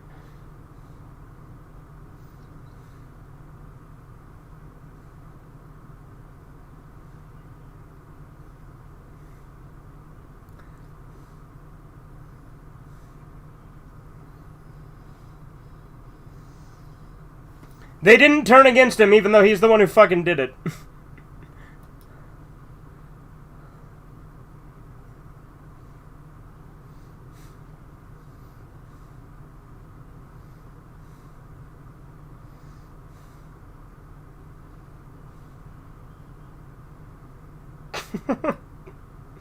Once again, his dumb luck has saved his life.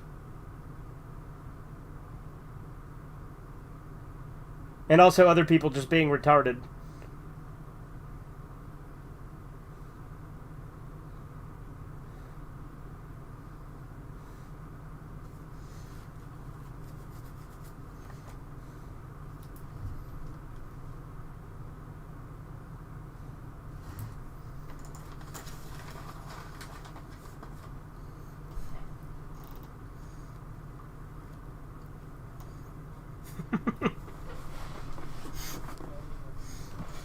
He's just fantasizing about it. He's just thinking, if he was invisible, he could do that. And here's where Takeshi actually shows up.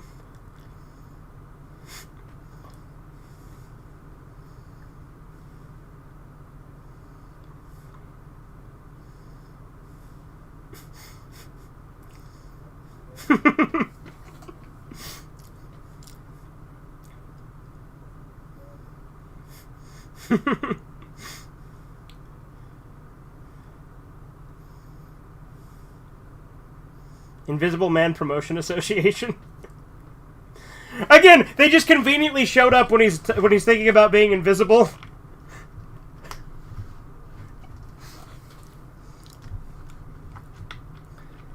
they're just like, oh, nice.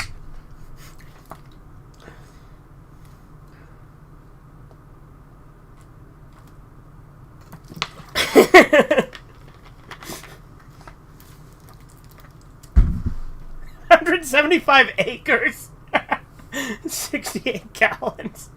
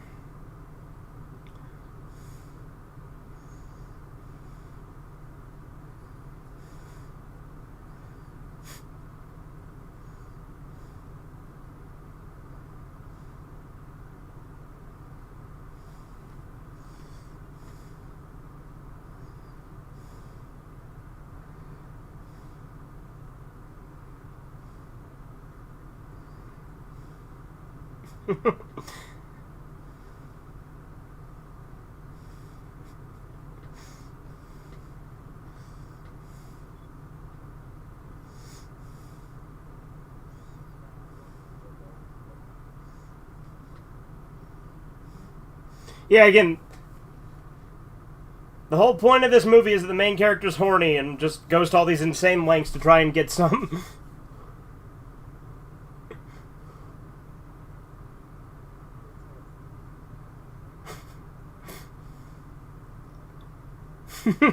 His assistant got in the capsule instead of putting him in it.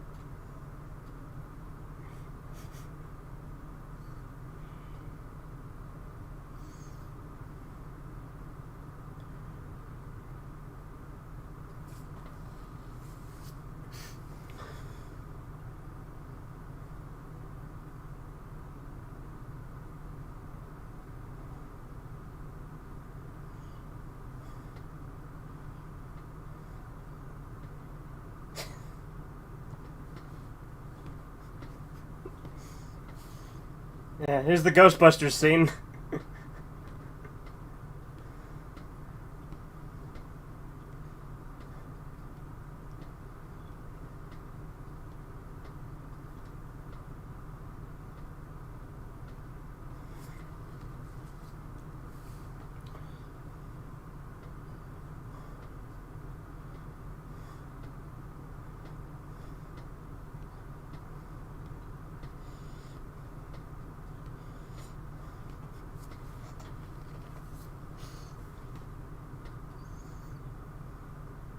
We're gay.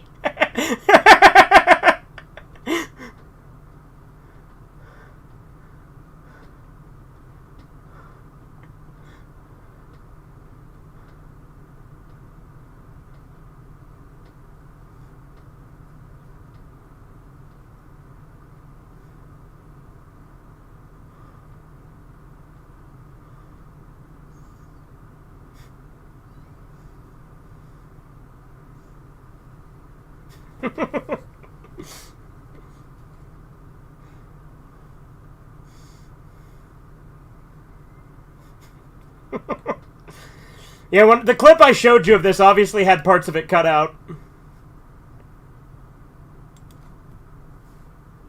Because obviously the YouTube upload of it wasn't going to have the nudity.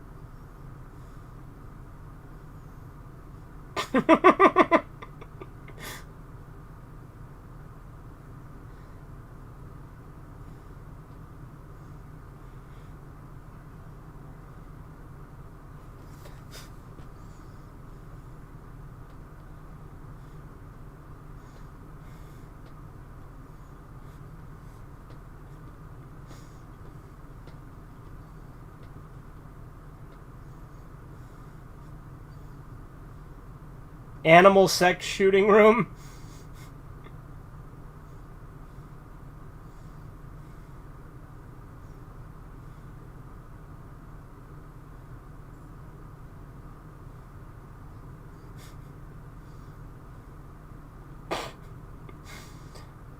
Fucking leopard fucking a boar. Like, I love how, like, awful the special effects are on that one.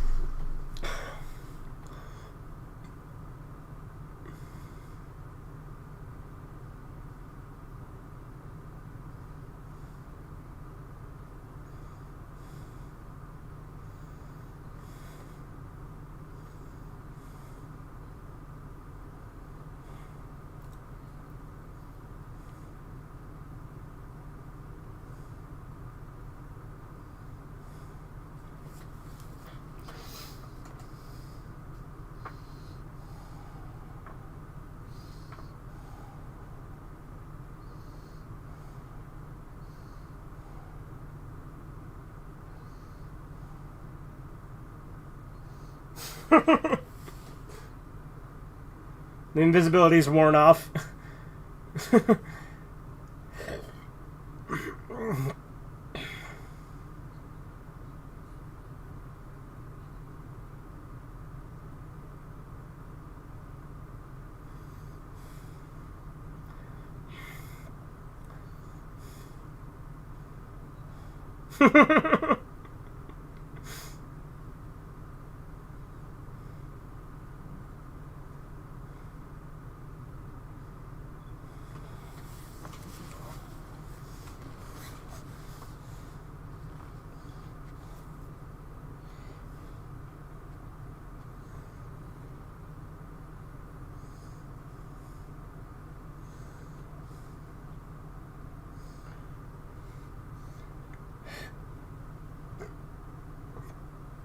It's like a parody of The Fly, too. And that's why it becomes a kaiju. Spoiler.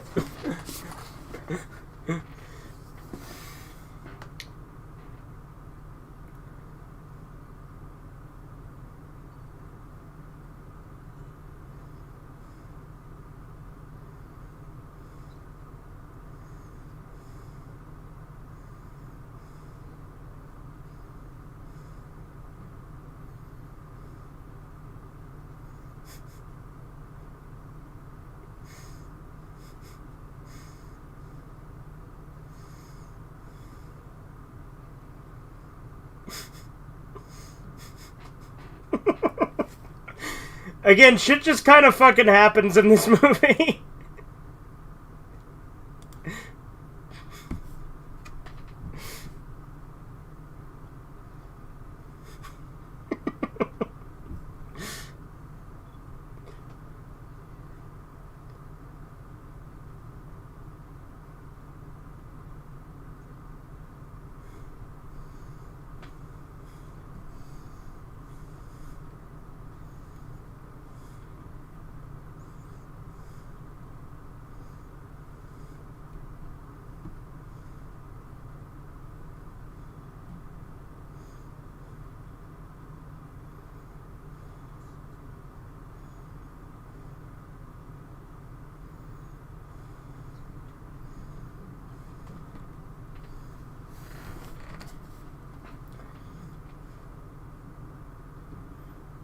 The special effects are awful.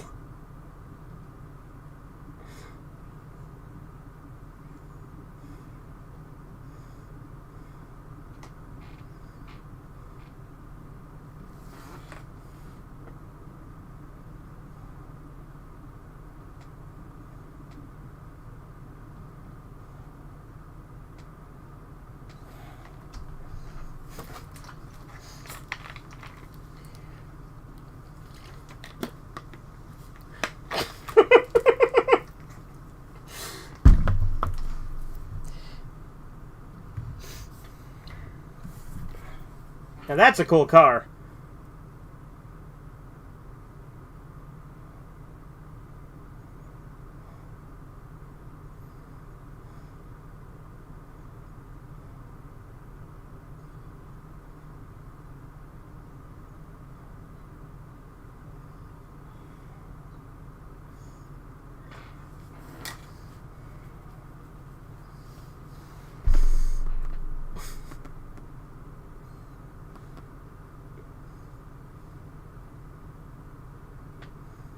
What the fuck?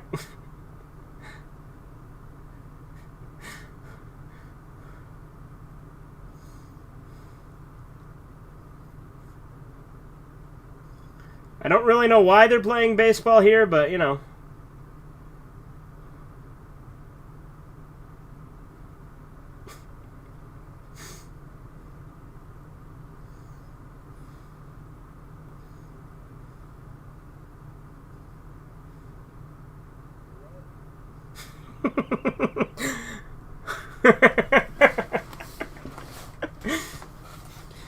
I don't know, Corbin. Makes sense to me.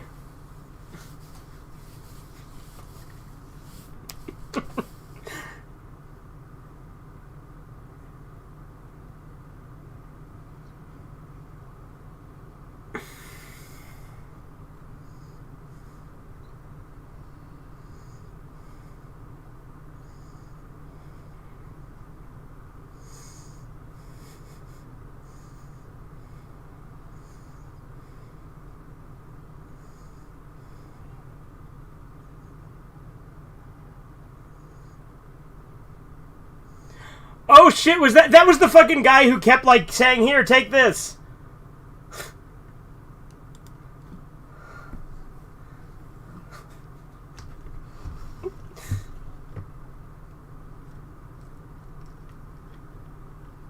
Just make a giant shit pile.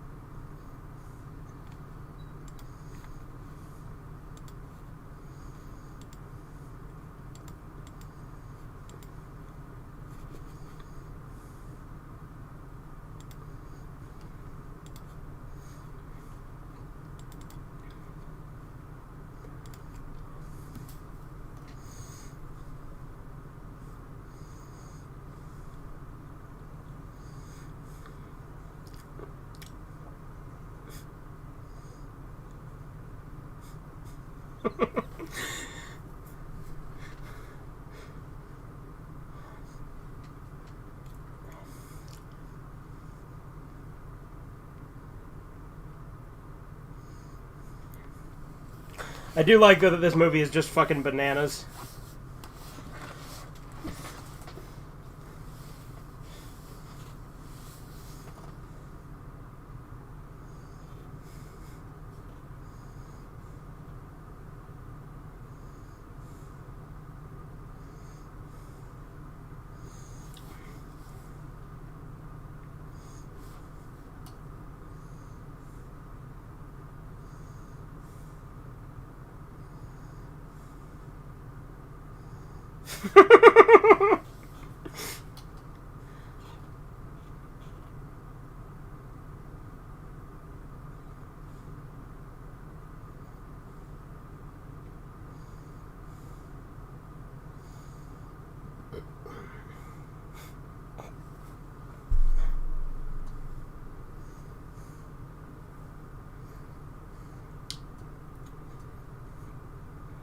He's got that fucking mask thing on his crotch.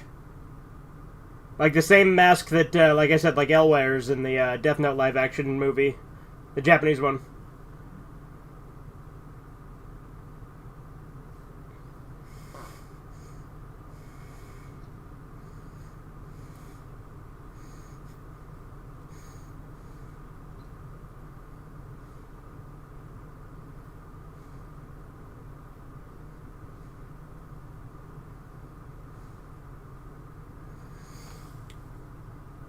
This also reminds me of the fucking scene in Glory to the Filmmaker where he has a guy wearing a fucking devil mask with this huge fake penis, too. That's like I said, Glory to the Filmmaker is just as nuts as this, but I like this one more because I actually kind of hate Glory to the Filmmaker.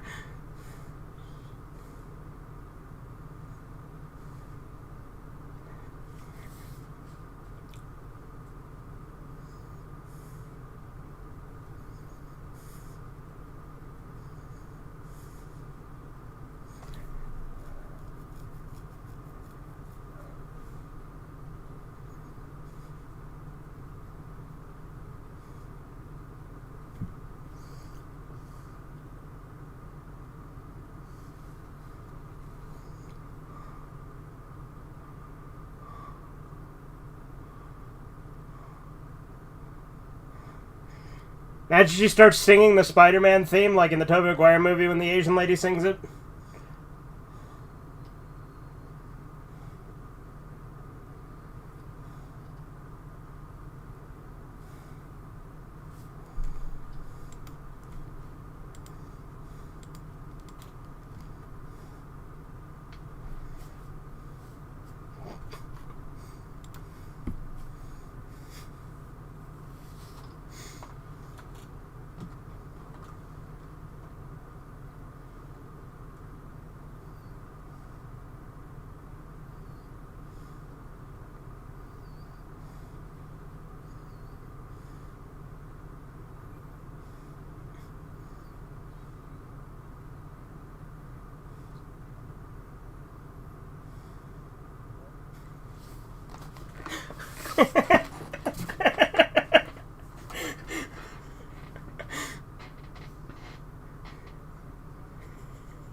Yeah, I know. No, like I said, it just goes all over the place. Like fucking all the shit at the beginning, then he turns invisible, then he becomes a fucking fly kaiju, and just it's nuts.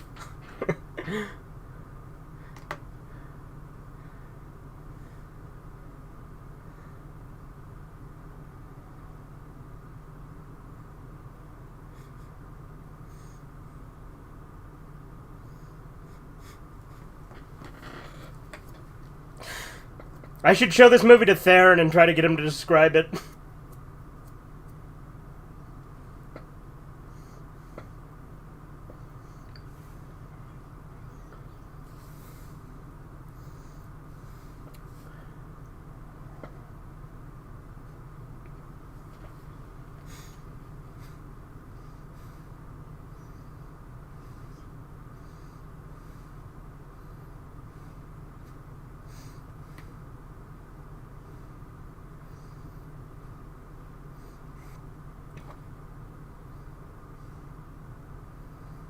Fucking fly swatter tank.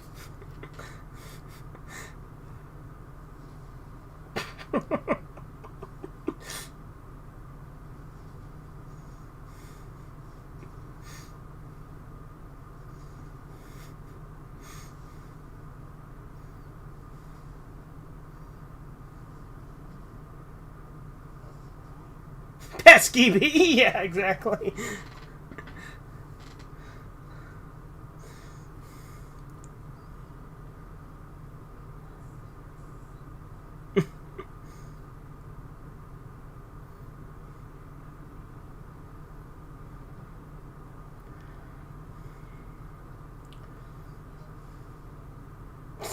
Fucking just comes over and hits the kid in the head again.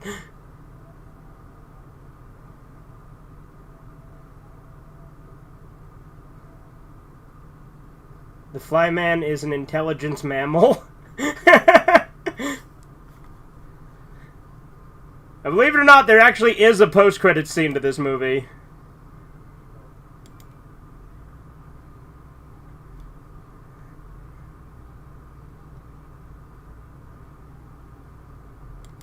Come on, where is it? I think it's here. Is it not on my DVD? I've seen the post-credits scene. Okay, it's pretty short, so it's probably coming up here in a second.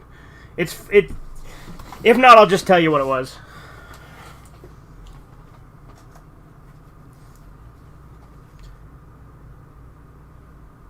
Yeah, here we go. Now he's a grasshopper. I don't know how he's a grasshopper, but now he's a grasshopper.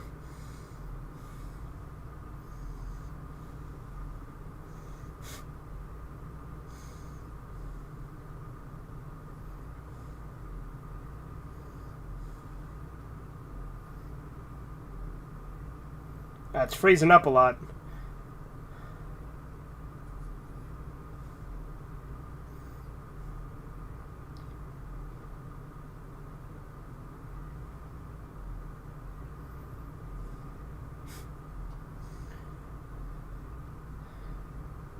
Fucking...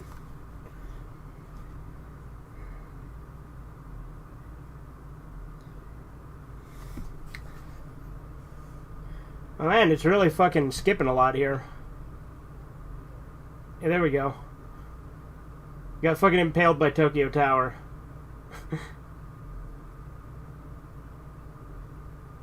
Okay, it's freezing up again, but that's literally it, so... Oh, I know. Like I said, it's not like any other Takeshi movie. It's very unique. Other than, like I said, the closest thing is Glory to the Filmmaker, which I didn't like the first time I saw it, but I haven't seen it since, so I don't know. Yeah. No, this movie's fucking crazy. But I assume that's probably all you want to do tonight, right? Well, we started with a fucking serious movie and then ended with a fucking insane movie.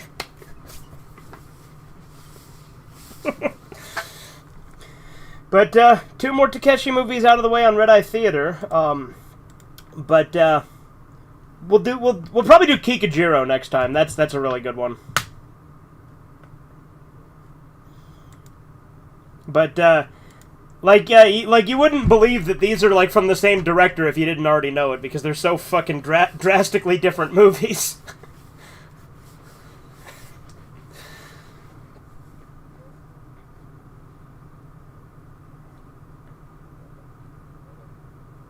Do which one? Yeah, of course. I mentioned it earlier, remember? Yeah, I have all of MXC, so we can totally do that. And MXC's rare as fuck. Like, the DVDs I have are really rare. But I guess we'll wrap this stream up. Like Schindler's List and E.T. Oh yeah, they're both Spielberg, aren't they? Alright, well, see you guys later. Have a good one. Toodles!